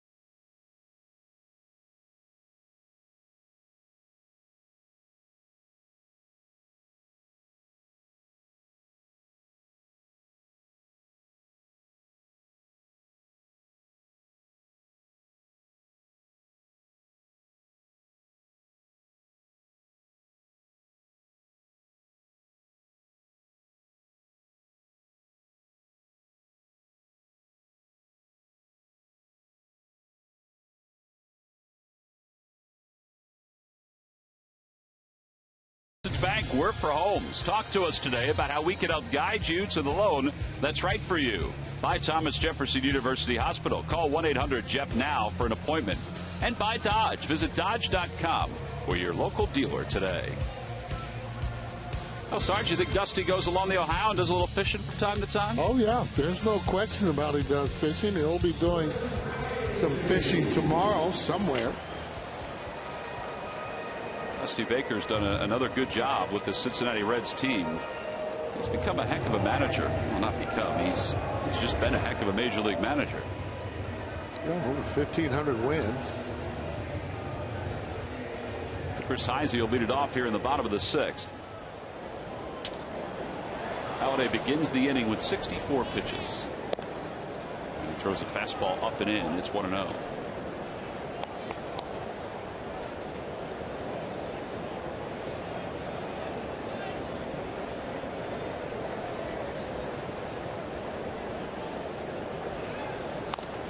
Over toward third. Nice play by Martinez. Spins, gets to his feet, and throws a strike. It's a great play. Martinez not so fast, but he's awful quick as he picks that ball. Has a good arm. One of the reasons why they like him as that utility player, being able to play all of the infield positions. He can play the outfield position. Just needs to hit a little more for me. Yeah, it's unfortunate his average has dipped down to 117 with his at-bats today. Votto's 1 for 1. He walked his last time out. I don't know how you hit that ball. Maybe if you had maybe more at bats, you could do a little better. But really, yeah, that's not one that you want to look up at the scoreboard and watch from time to time if you're a player. there are a lot of guys though now that are able to come up and not really hit yourself in the league. Frazier, one of those guys, only hitting .258. They brought him up. So usually you're tearing up your league when they're bringing you up to the major leagues. Not the case anymore. 3-2 the count to Votto.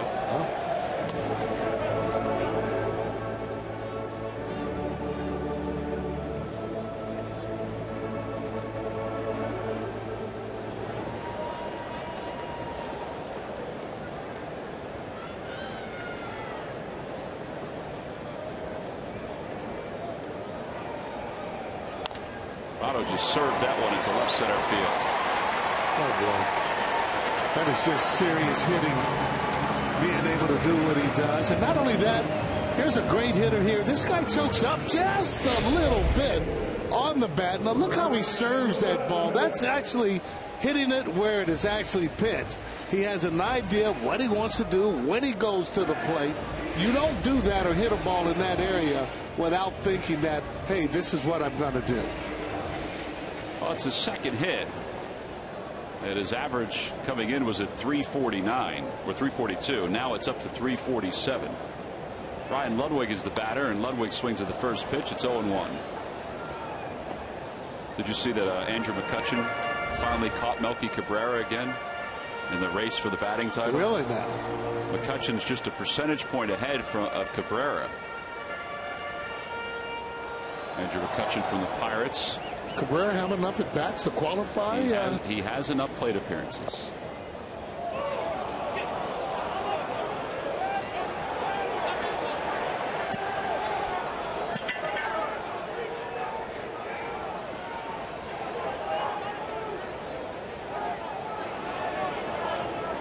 Brian Ludwig not pleased by that call. Yeah, probably not going to say anything now. He said all he had to say.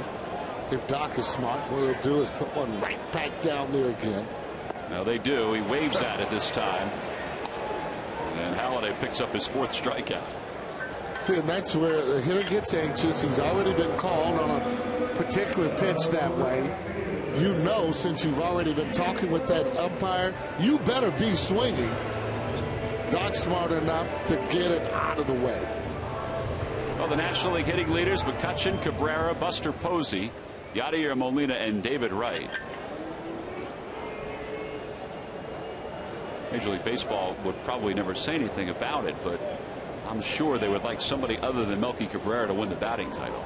Well, there's just no, I mean, even if he qualifies for me, there's no way they should give him an award after what has happened and being suspended for the 50 days. That is just certainly unfair.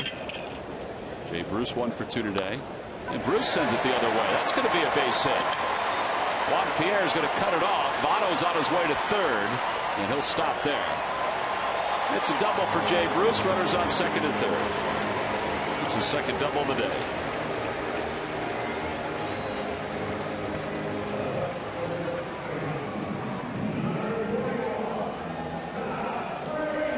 Yeah, you notice those lefties so far not trying to do too much with Doc. Hitting that ball the other way. He's been pretty devastating on the right-handed batters, making that ball move away from that bat.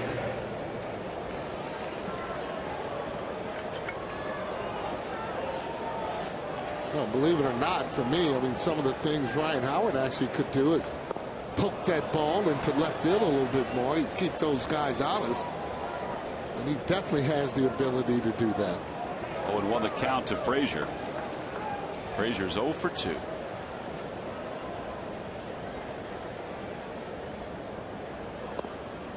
One ball, one strike the count.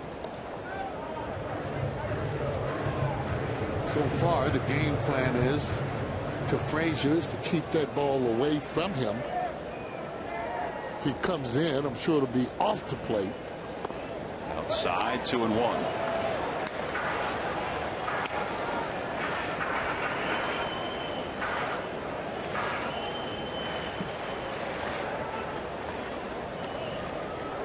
Big situation.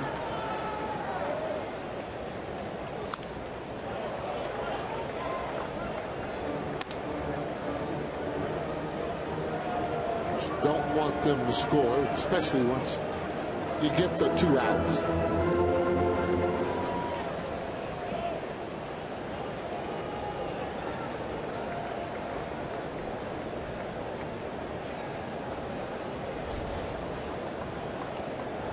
See the pitches by inning for Doc. This will be the 18th pitch of this inning. The 2-2. And on the ground toward third, diving stop. Martinez quickly to his feet, throws low, dug out by Howard. And the inning is over.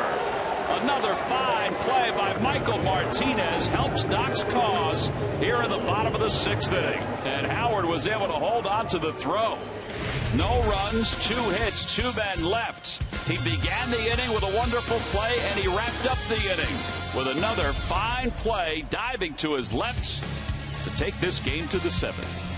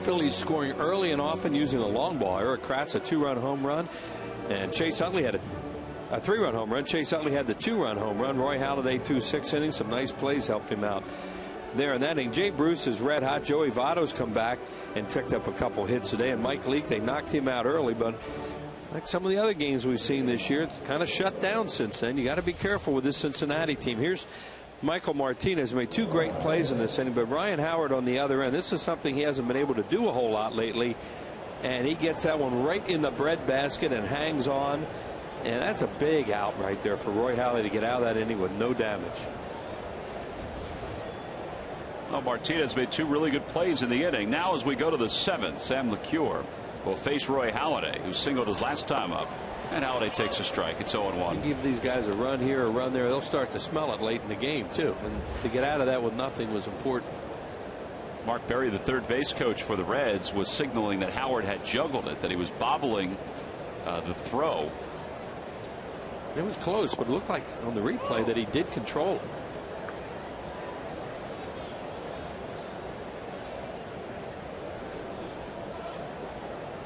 There's no doubt that Ryan on the throws that are truly short hops, he does fine with over at first base. It's those longer ones that he's had some trouble with recently as Halladay strikes out. And Charlie talked about that the other day. I was surprised, Murph, that he talked about it as long as he did the other day when discussing Ryan's defense. Yeah, he was asked about it before game 1 of this series, and questioned whether or not he thought Ryan Howard should be making more of those in between hop kind of catches. And Charlie looked at the reporter that asked the question and said, yeah, that's pretty tough play right there. And he does make a lot of them. You can't expect a first baseman to make all of those plays, those in between hops. As Wheels just pointed out, it's the short hops that are easier for a first baseman, but the ones that are going to take a hop maybe 7 feet away from them, and then they got to kind of guide it into their glove, it makes it a little bit more difficult. Able to do it there, but Charlie said, don't forget, this is a difficult game out there, and Ryan Howard makes his share of plays over there. I think we're all guilty of forgetting that sometimes, that it's a fast, it's tough. I mean, it's not as easy as it looks sometimes. Well, no, it's just some guys make it look easier than others, and they spoil you after a while when you watch them do it. But the bottom line for a first baseman is they have to help their infielders out on those plays, because the guy can't throw it perfectly all the time, and there are off-balance throws that go over there that are outs to be made if you can help. And that's one of those things, when Ryan can do it and work on it and maybe get better at it and maybe get more mobile next year, it helps. It really helps your infielders that they have the confidence that they can just get it in the area. Well, he was working on it the other day with Sam Perlazzo a little bit. Right. And it wasn't as if it was something that he hasn't tried to get better at over the years. Exactly. Guys work at that and try to do it because there's a lot of practice involved. 1 ball, 2 strikes the count to Rollins. One away here in the 7th. Rollins checked his swing. No swings, says the third base umpire Bill Welke. First spring training, the Phillies had Pete Rosner working him over at first base. After exhibition games, the coach would stand at second base and fungo BBs at him. And he would want it on different types of hops. And he would take, balls would hit him on the chest, on the legs. And he would stay out there and work and work and work. And he got really good at it. And Rollins down looking. Back-to-back strikeouts for LeCure. Murph, did you watch that drill that Sam was doing with Ryan Howard the other day? I did. Actually, to me, it's one of the most interesting drills that the infielders go through. Basically, they're out there with a fungo bat at shortstop, hitting short hops to the first baseman, and the first baseman trying to make the play. It's not like a throw coming over there. They're hitting them hard, and it's difficult as you watch them. And I would imagine they make about 70% of them as they're going through that drill, because you're going to miss your fair share, as you can imagine. But it's an interesting drill to watch for fans that have never seen it before. Did they ever do it, Wheels, back at that Iwo Jima field they used to talk about? No. They had the good fields by then. They would stay on the Jack Russell field and do it. That Iwo Jima was gone by then. That was terrible, that thing. That was a parking lot, thankfully. But one thing that Murph, that Pete would do was, if he was handling something easy, say, forget that one. Let's get back to the ones I'm struggling with. It's kind of like when you're on the driving range and you're hitting that one club really well. Put that club away. Yeah, I always stick with that. Don't we all want to do that, right? Boy, this is going good. This is going to be a good day. Yeah, Murphy even showed up on the green the other day with his 3-wood instead of a putter. Because it was working. Yeah. Right. 1 ball, 1 strike the count to Juan Pierre. He's 0 for 2. Robbed his last time up.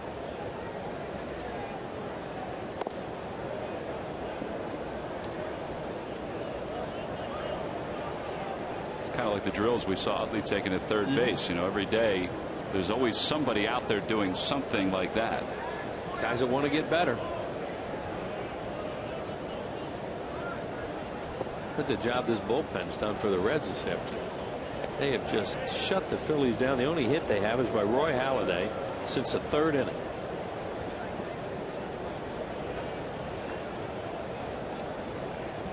Eight and a third scoreless in the series. Now they're shutting it down and giving the team a chance to catch up. Roy Halladay doing the same thing for the Phillies, hopefully getting them out.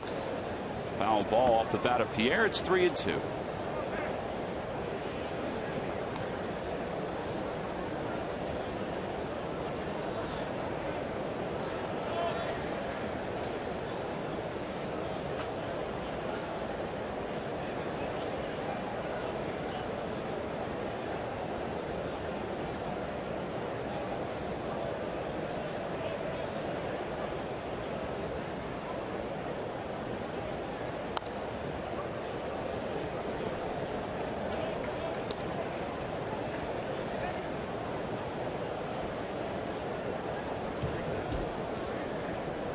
Utley's on deck.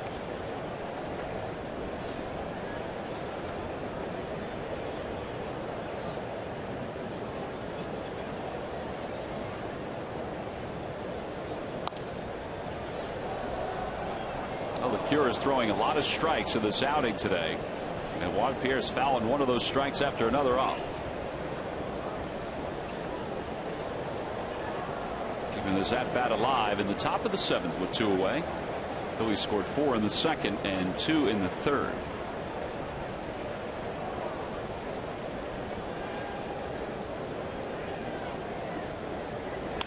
Over to first base, and Joey Votto is there.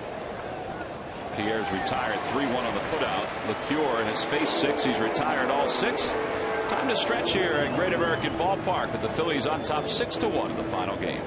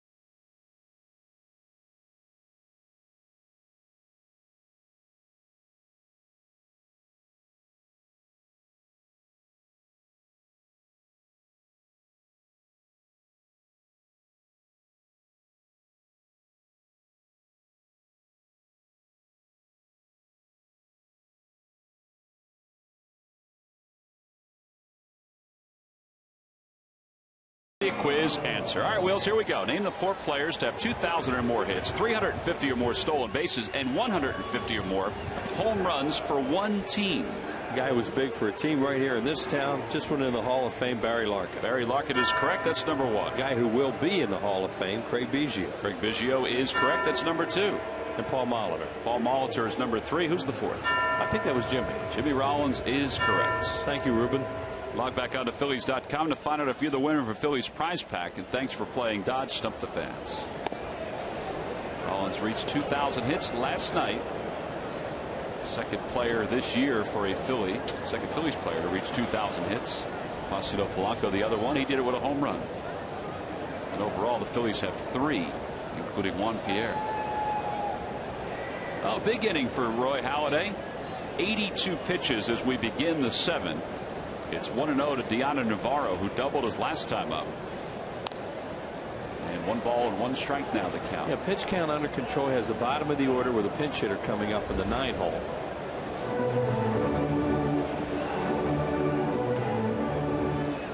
Probably be Xavier Paul, you would think. He's the one left-handed hitter they have remaining. Curveball that drops in for strike 2. 1-2. Phillies do have bullpen action. Lynn Bloom is up and throwing. Yeah, just in case. Hot day.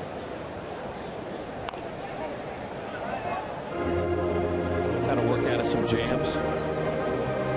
And the last couple innings, he's worked out of 3 different jams. And he allowed a run in the 4th. There's a guy we thought we were going to see last night, Sean Marshall.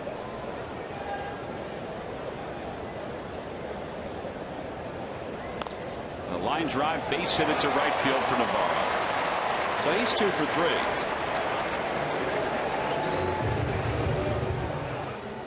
Tonight on Daily News Live, former Eagle Brian Westbrook stops by to talk to Michael Barkat. Plus, Ray Dittinger and Brian Baldinger are around to talk about the Eagles' season opener against the Browns. Plenty to talk about on Daily News Live. Tonight at 5, only on Comcast Sportsnet. Well, Didi Gregorius is 0 for 2. He has swung at the first pitch in both of his major league at-bats. He is the third resident of Curacao to make his major league debut this year. The other two shortstops, Andrelton Simmons for the Braves and the Profar kid from the Texas Rangers. Nice looking players. Baseball really be taking off on that island. You have to give Andrew Jones credit for that. He's probably the one that made these kids want to play. Yeah, Andrew Jones, Hensley Mullins, Randall Simon, those are the older guys. Andrew Jones really put it on the map, though, for a great player. Fly ball, shallow right center field. Brown started back. Now he comes in, but Mayberry's there too. And with one out, Xavier Paul will pinch hit. Gregorius is the 14th resident of Curacao to make it to the majors. I say resident because he was born in the Netherlands and then emigrated to Curacao when he was 3 years old. It's becoming a factory, a small one, but it's becoming a factory. It's certainly becoming a place that you need to scout.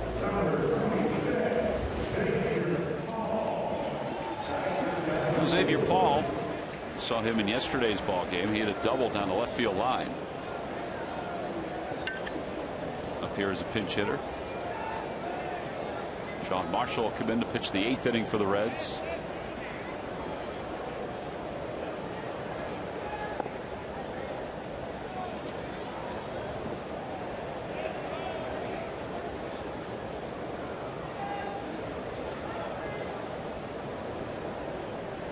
Paul, a .333 hitter.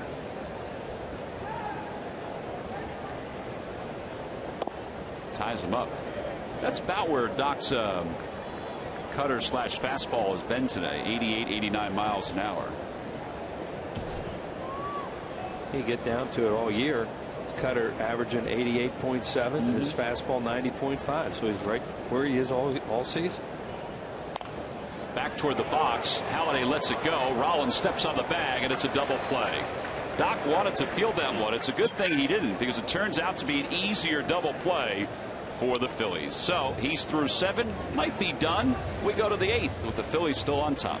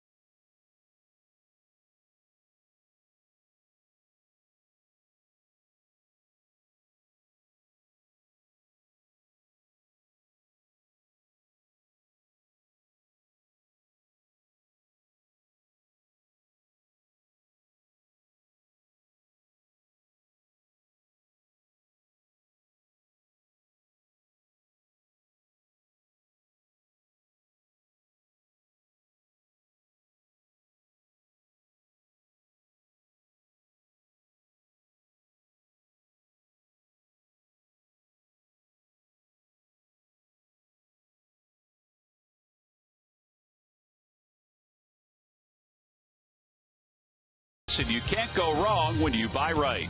Buy AT&T. Rethink possible. And buy Nissan. Visit ChooseNissan.com for your local Nissan dealer.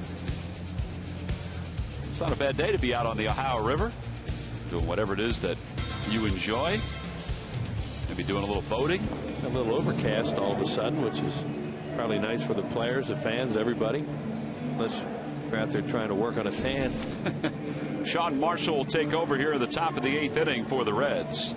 Sam LeCure will be credited with 2 scoreless innings. LeCure goes 2 scoreless. Simon went 2 2/3. And now it's Marshall in his 61st game. He's 4-5 with 3.02 ERA. And he's a situation left-hander now. As you see, they're hitting 203 off him. Well, he's in because it's Utley, Howard, and then John Mayberry and Dominic Brown to follow. They acquired Marshall in the offseason from the Chicago Cubs. Cubs are just trying to get rid of salary. Yeah. Well, Marshall used to be a starting pitcher and has found a home in the bullpen. Utley today is 1 for 3. Hit a 2-run home run. That was back in the 3rd. Even with a left-hander on there, out there, they're going to throw the 3-man overshift on the right side. Leave the hole basically open at shortstop. And with a left-handed pitcher, teams that do this will leave the shortstop on the other side, thinking the pitch away, he may just try and poke it through that area. But no, they're going to go strictly pull. You saw Frazier was not in that picture because he's shaded closer to the 3rd base line. 1 ball, 1 strike to count. Now Frazier moves over a little bit more.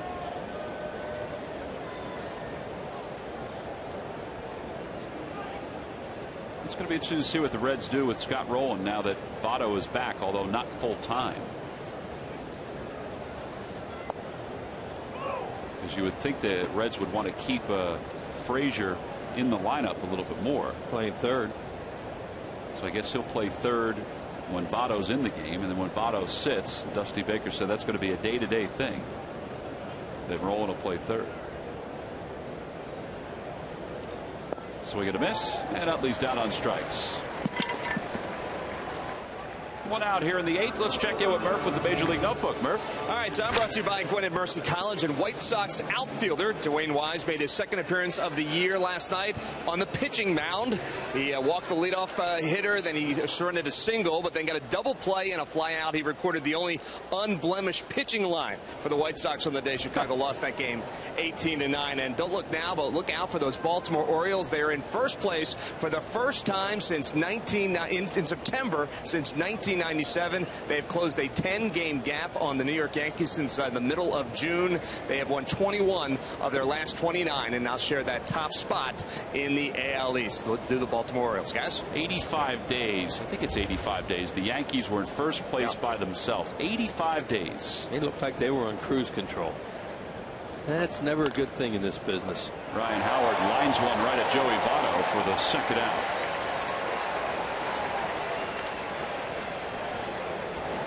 Two outs here in the top of the 8th. Ryan Howard hits the balls hard today. The only one he didn't hit hard was the single that he just floated over to the left side of the infield into left field for a base hit. He broke his bat and just with that little base hit to left, almost hit a ball out to left center. And now with 2 away, John Mayberry, who's 2 for 3. He's singled, he's doubled, he's flied to right. I think they know his Papelbon's available today, so that shortens their bullpen a little bit.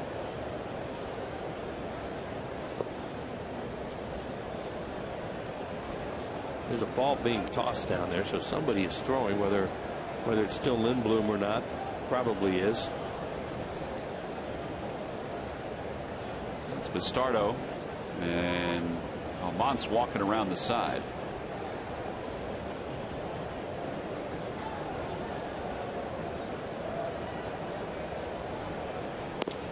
Yeah, well, they have their mind made up now with Halladay whether they want him to start the inning or not, because you always think about if a guy gets in trouble who you're bringing in when somebody else's messes out there, and some guys have trouble with that when they need to start the inning.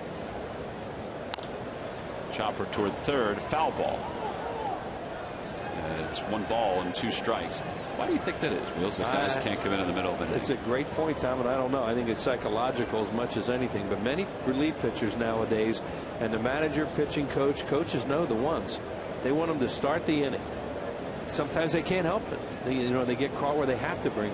So that goes through their mind in a situation. Are we going to put Halladay out there with the potential for trouble with the top of the order, or do we go to the pen right away? And we'll see what they do. It's 1-2 to Mayberry with 2 outs here in the top of the 8th.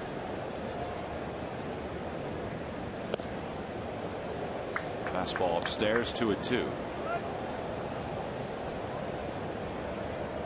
I always try to think about how it was when I was younger, when I watched so many games. I don't think it was that way. Didn't matter. Yeah, guys were bullpen guys. They were bullpen guys. That was it. Swing and a miss. And 2 strikeouts in the inning from Marshall. Reds bullpen has certainly done its job this afternoon and throughout this series. We go to the middle of the 8th.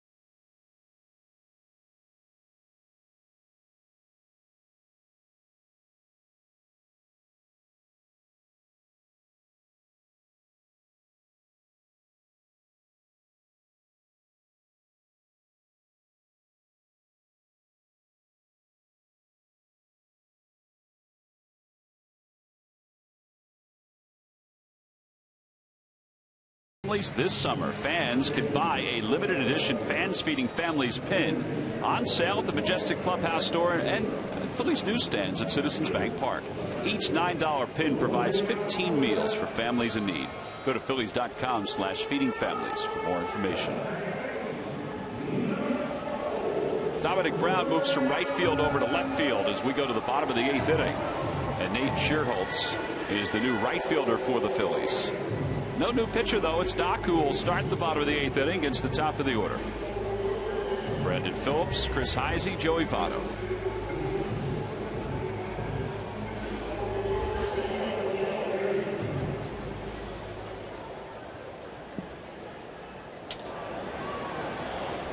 Phillips is 0 for 3 today. And he swings at the first pitch.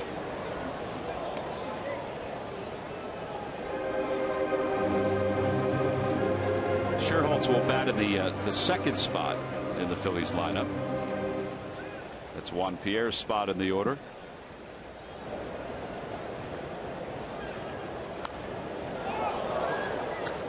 That looked like a 2-strike emergency swing. Sure did. Now the Toyota Major League scoreboard. Phillies trail the Cardinals by 9 for the wild card. The Mets lead the Cards 2-1 in the bottom of the 3rd. Josh Tolley, I think he had been 1 for his last 29 or something. Wow. Picked up an RBI base hit. He was due. Check swing. Did he go? Yes, he did, says Chris Guccione. And Brandon Phillips, I think, agreed. Phillips was turning around to tell him to check.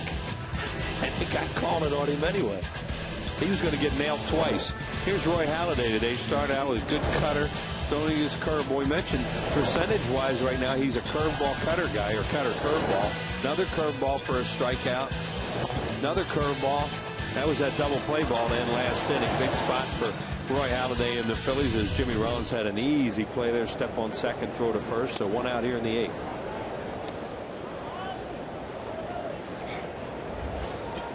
Chris Heisey is 1 for 3. See Doc's line. 1 run, 7 hits, 5 strikeouts over 7 1/3.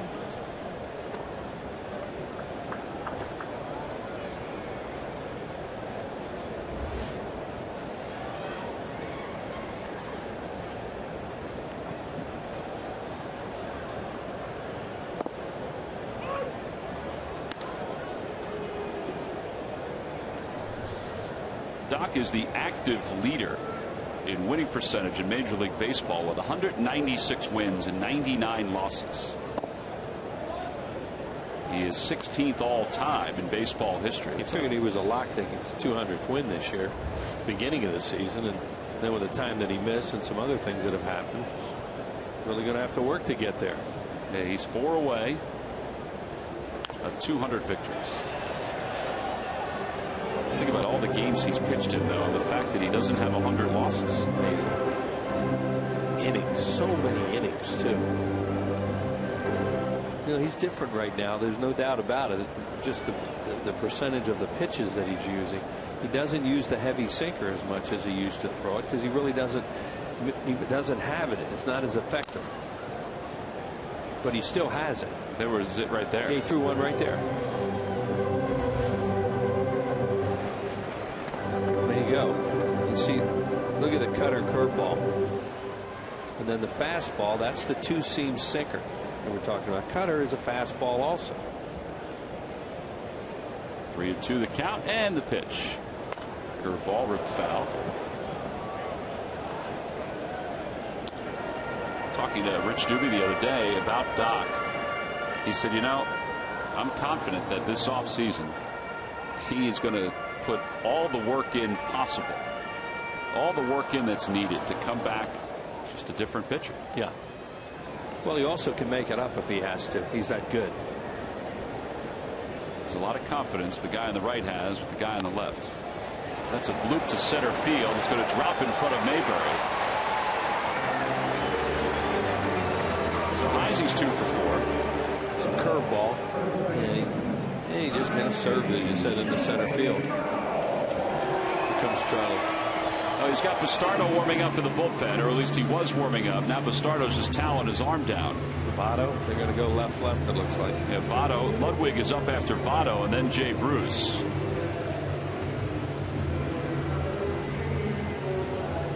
And you may see him start to piece it together here to get to Papelbon.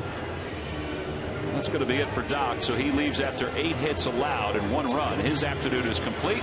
We go to the bullpen here in Cincinnati.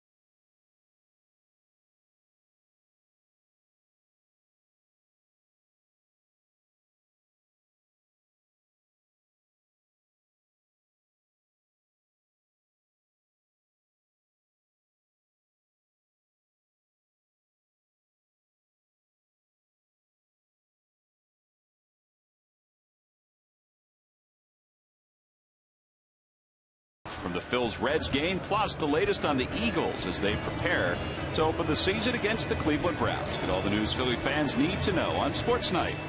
Tonight at 6, only on Comcast Sportsnet. Antonio Bastardo will come on to face Joey Votto. He has a lefty, then a righty, and then another lefty.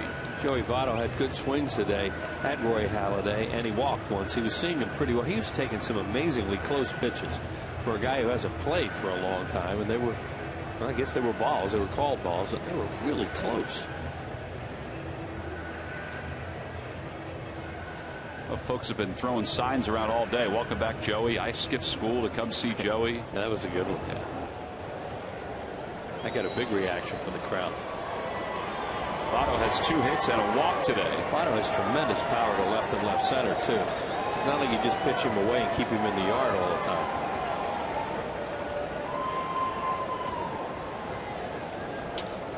He leads off first. First pitch, a slider for a strike. It's 0-1. What you want to do, maybe throw him some of those and see how his timing is.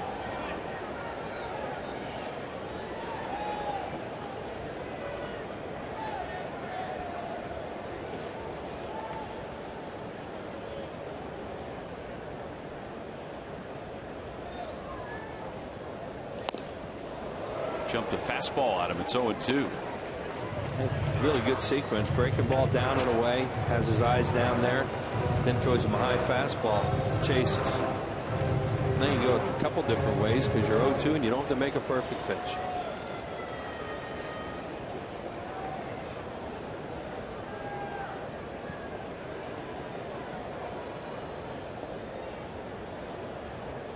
Votto off the end of the bat.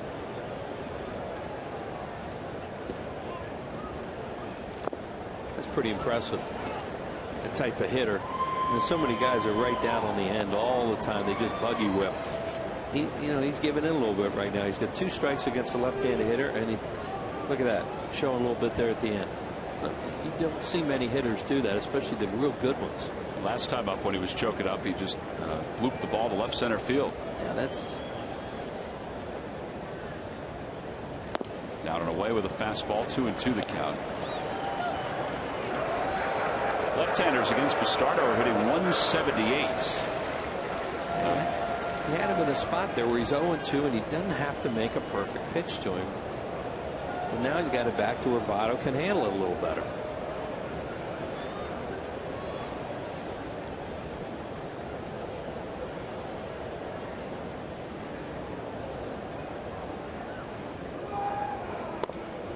Pitched away. It's 3-2. Left-handers with just 3 hits in the last 34 at-bats against Bastardo. Brian Ludwig is on deck. See, those pitches, all 3 of them were not chase pitches necessarily to a good hitter because their ball's out of his hand.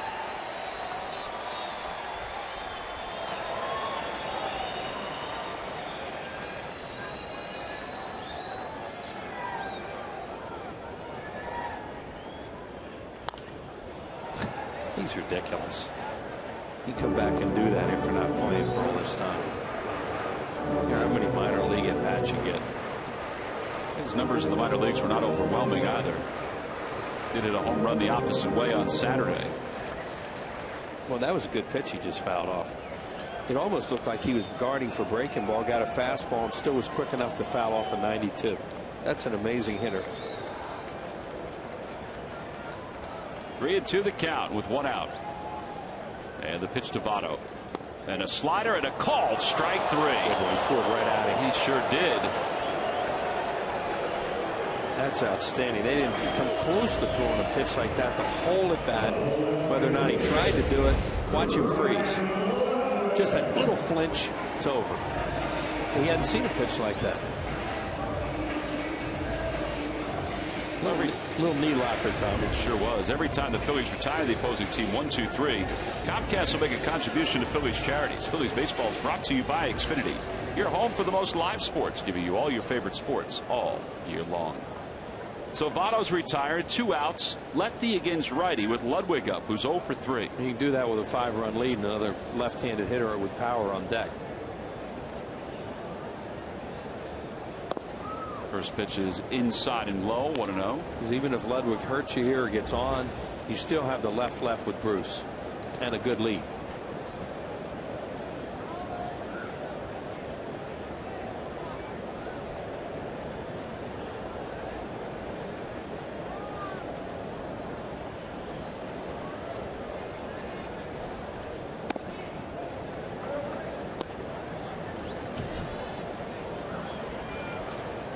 Rosario is warming up in the bullpen for the Reds. Another one of the guys they just brought up the last couple days.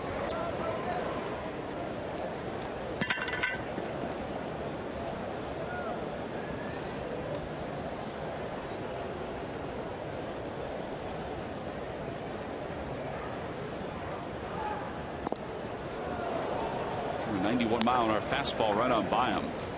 And it's 2-1. Big hole on the left side. They're going to put Martinez near the line with a left-hander, figuring he's more likely to pull. Not really a guarding the line situation with a 5-run lead, more just a pull defense.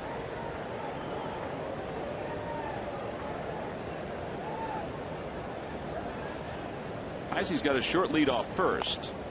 The ball comes back to our right. But it may have gone into the Reds radio booth, or at least just shy of it. Father-son over there today, too. Marty and Tom Brenneman. It did go into the radio booth.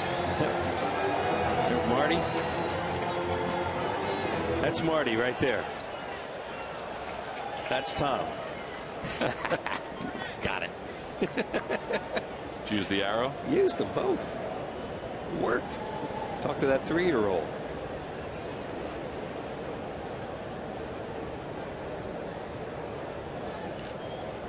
In the dirt, Kratz keeps it around the plate. 3-2. So 3-2 now, and Heisey will be off and running.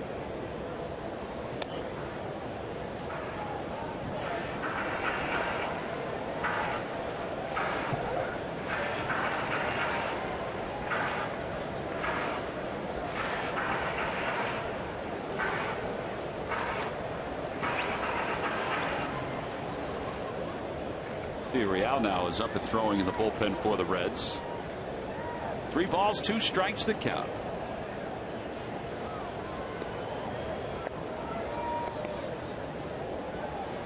Heisey's not being held on over at first, so he'll go easily with the pitch. And a liner to left field, that'll hook foul. Roy Halladay went the first 7 to the 3rd. He allowed 8 hits today. He struck out 5. Back to 1 walk, too. Mentioned he had 4 walks his last time out, which is so unusual. 1 walk now, or none, in his last 15 starts. That's Roy Halladay.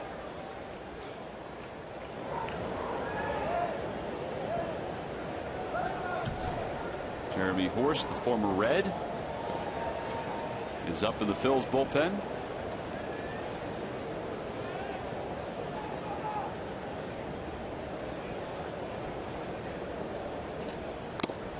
Off the mask of Kratz, a foul ball.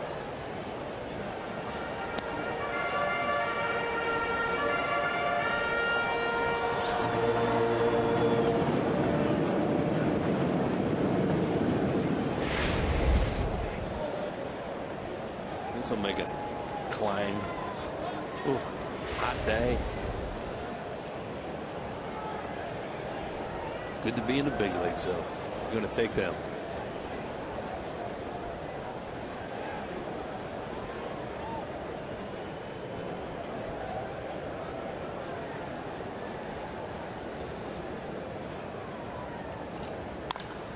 To right center field. On the run is Sherholtz out toward the track, and he has plenty of room to make the catch. So the Phillies get through this 8th inning. It started with Doc. It finished with Bastardo. They leave another one. We go to the top of the 9th inning. Final day of this 3-game series.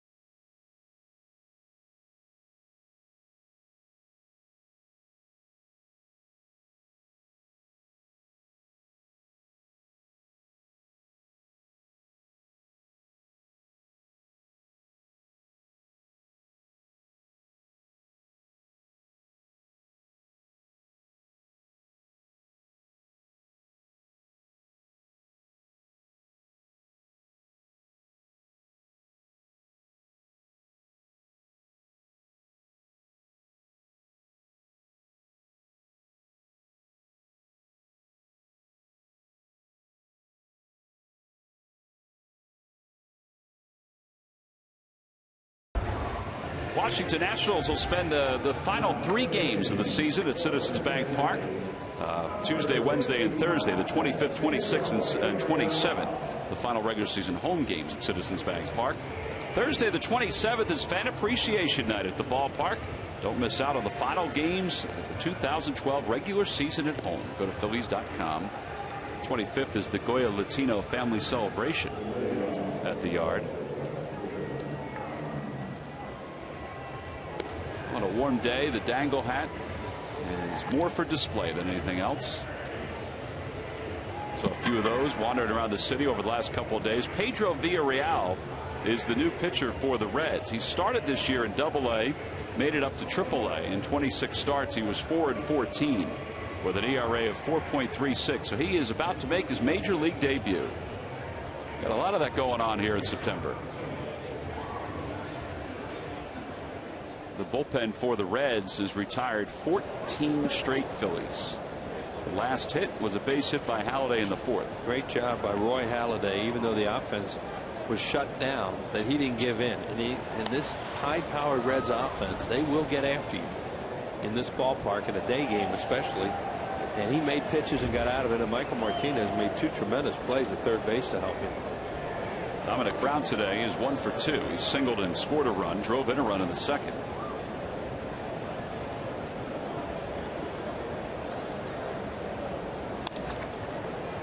Fastball at 93 miles an hour. It's 0-2. First look at this guy, obviously in a major league debut, so they may have some reports on him, but they're up there on a recon. See what happened with Mike Leake. They really hit him hard. Just missed a couple other home runs off him. Hit 2. And then what the bullpen's done. Bullpen has had a scoreless series against the Phillies. Villarreal is 24 years old. He hails from Dallas, Texas.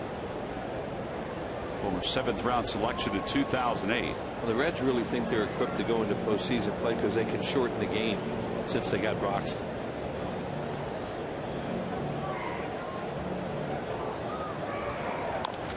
Off the foot of Dominic Brown.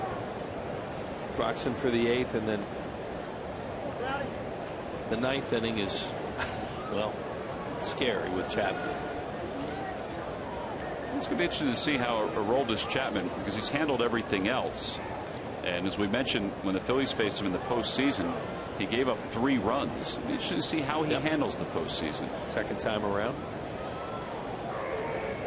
I think you could say the same for, you know, the pitchers in the Nationals rotation. Yeah. If they were to win the division, and they've got a pretty comfortable lead right now, and go to the postseason, how do those young pitchers handle the pressure of the postseason? How about Clippard as a closer? New closer halfway through the season. Of course, they always have Storin they could use. And a foul tip. Brown is down on strikes. These are very talented guys that Washington have. Really talented. I've seen them enough. And it's just a matter of how they handle it when the time comes. Well, speaking of the postseason, the Reading Phils will begin the Eastern League playoffs tonight. Austin Hyatt will make the first start for the R Phils. That game will be in Reading. The first 2 games are in Reading, and then the next 3, if necessary, at least 4 and 5, will be in Trenton. So tonight and tomorrow is Trevor May, who finished up strong. Ethan Martin, who has pitched very well since coming over from the Dodgers, will start game 3. Yeah, they really like him. He went 7 scoreless innings in his last outing for the Reading Phillies. Kratz 1 for 3. He's had a good day. 3-run home run. 3-run home runs. When you get them, they are so big early in a game like that. Kind of a punch in the gut to the Reds early with a guy like Roy Halladay on the mound.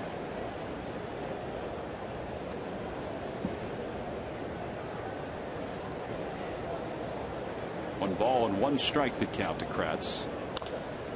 Off the end of the bat, and that'll find the seats. It's 1 and 2. If they can get to the pitcher spot, Lance Nix is ready to come out and pinch hit. Ready to go.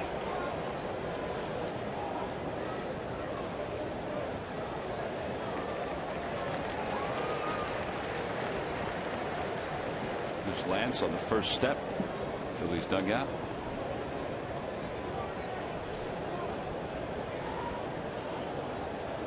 Phillies had Horst warming up with Bruce to lead off.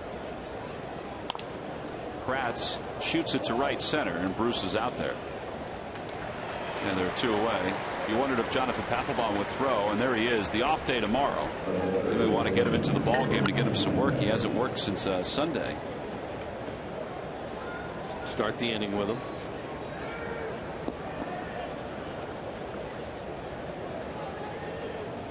Two away here in the top of the 9th. And Michael Martinez is due up for the Phillies. 0 for 3.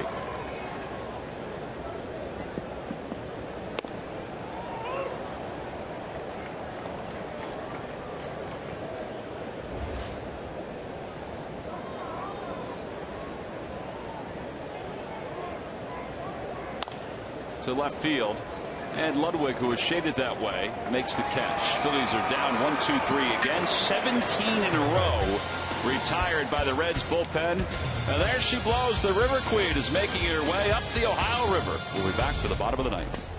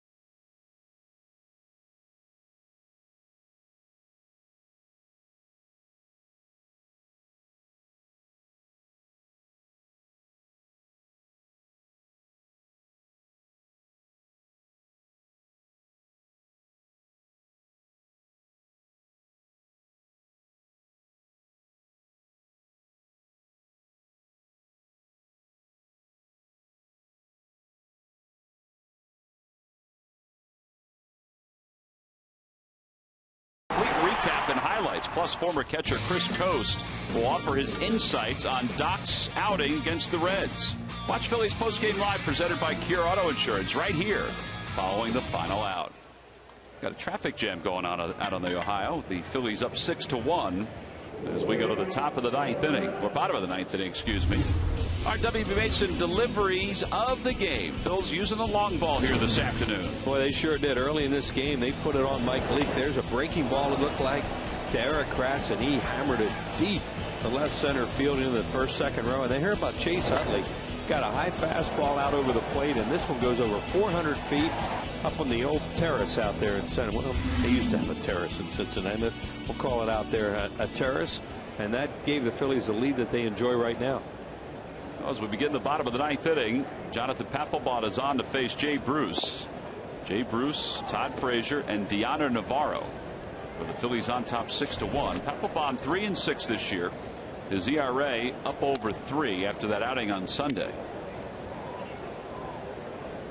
Against the Braves. Braves came back from a 7-3 deficit in the 9th inning to win at 8-7. No save here, just get it over and go home.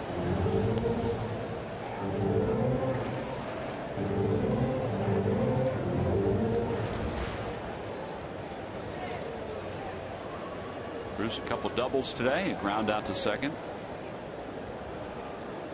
1-1 to count. Opposite way, boy, he is strong. Solo home run for Jay Bruce. It's his 32nd of the year, and it's a 6-2 ball game. It can be really tough to keep it in this place. That's why it's so important they had this lead, and it's late. and after their offense shut down for a long time in this game, because it's a home run ballpark and they have some home run hitters. Here's Bruce, go away from him, figure, well, that's a place to pitch him, stay away, and he hits it in the second row. Well, he's hit a home run in 4 consecutive games now. His 32 home runs ties a career high. They ought to pay them to play here. Well, it's a strike on the inside corner. Great hitter's park for guys that can get the ball in the air. Think of how his home runs have been line drive home runs, too.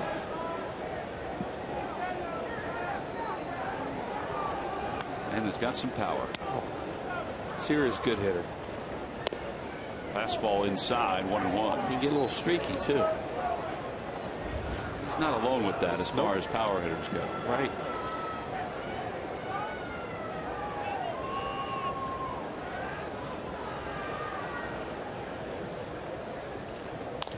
Another base hit. Frazier hooks that one to left.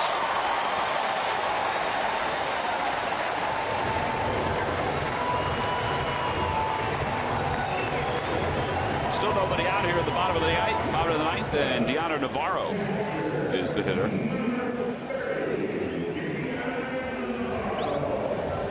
Phillies won this series in Atlanta despite that tough loss on Sunday. They lost their series against the Mets, but won the series against the Nationals prior to that. Split with the Reds. Won the series against Milwaukee. I should say split that series against Milwaukee. Won the series against Miami. Won the series against St. Louis.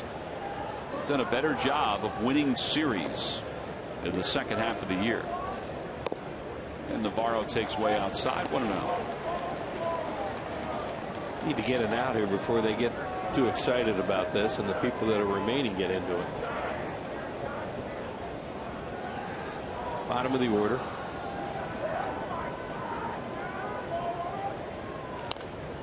No left-handed hitters on the bench.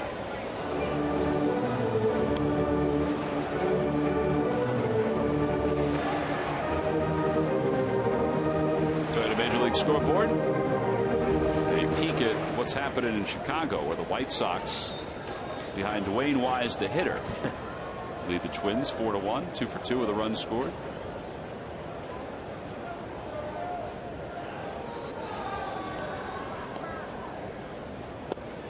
Navarro takes a strike. It's 1-2. That was a breaking ball. You can play off a little bit at first base with Ryan Howard on Frazier, with a left-handed hitter up in a 4-run lead.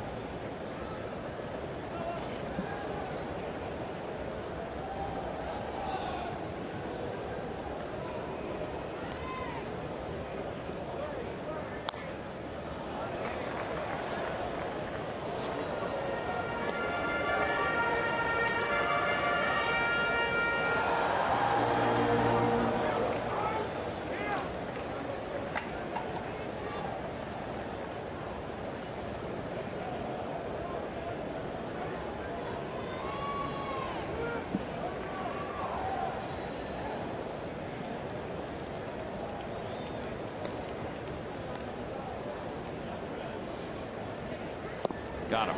Threw him a split. Out in front, one away. So one set aside here in the ninth. As Tom says, a split finger fastball. You see the bottom fall out of it. Strikeout pitch and got that important first out. Now Gregorius, who's 0 for 3 in his major league debut. Phipps is out of the on deck circle, another rookie. Yeah, and they're all right-handed bench now.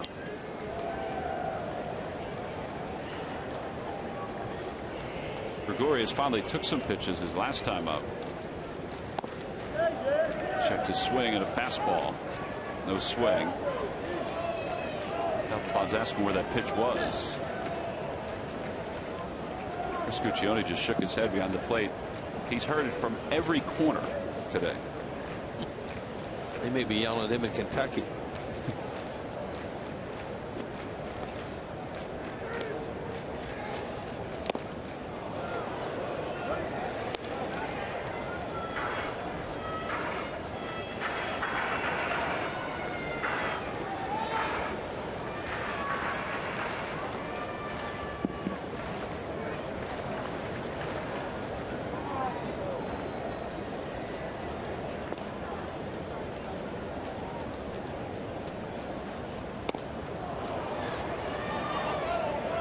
Reds brought up a lot of guys, including Gregorius. Some folks thought maybe they'd bring up Billy Hamilton, the stolen base king from the minor leagues. What do you finish with? 100 and I think it's 149. Wow, 149. I lost track after he broke Vince Coleman's mark. Yeah. Over to second base. This could be 2. There's 1, and they're not going to get Gregorius. So 4-6 on the putout. And 2 outs here in the 9th inning. Tough double play ball anyway. But that guy can run.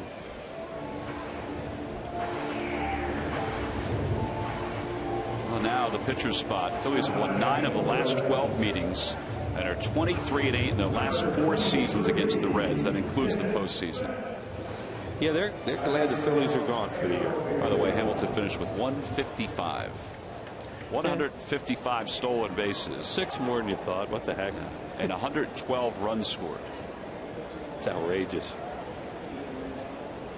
So Phipps will pinch hit with the runner at first. They'll play off Gregorius. What is he, an outfielder? He's an infielder. I think he's a second baseman. Shortstop, second base. 48 games at shortstop.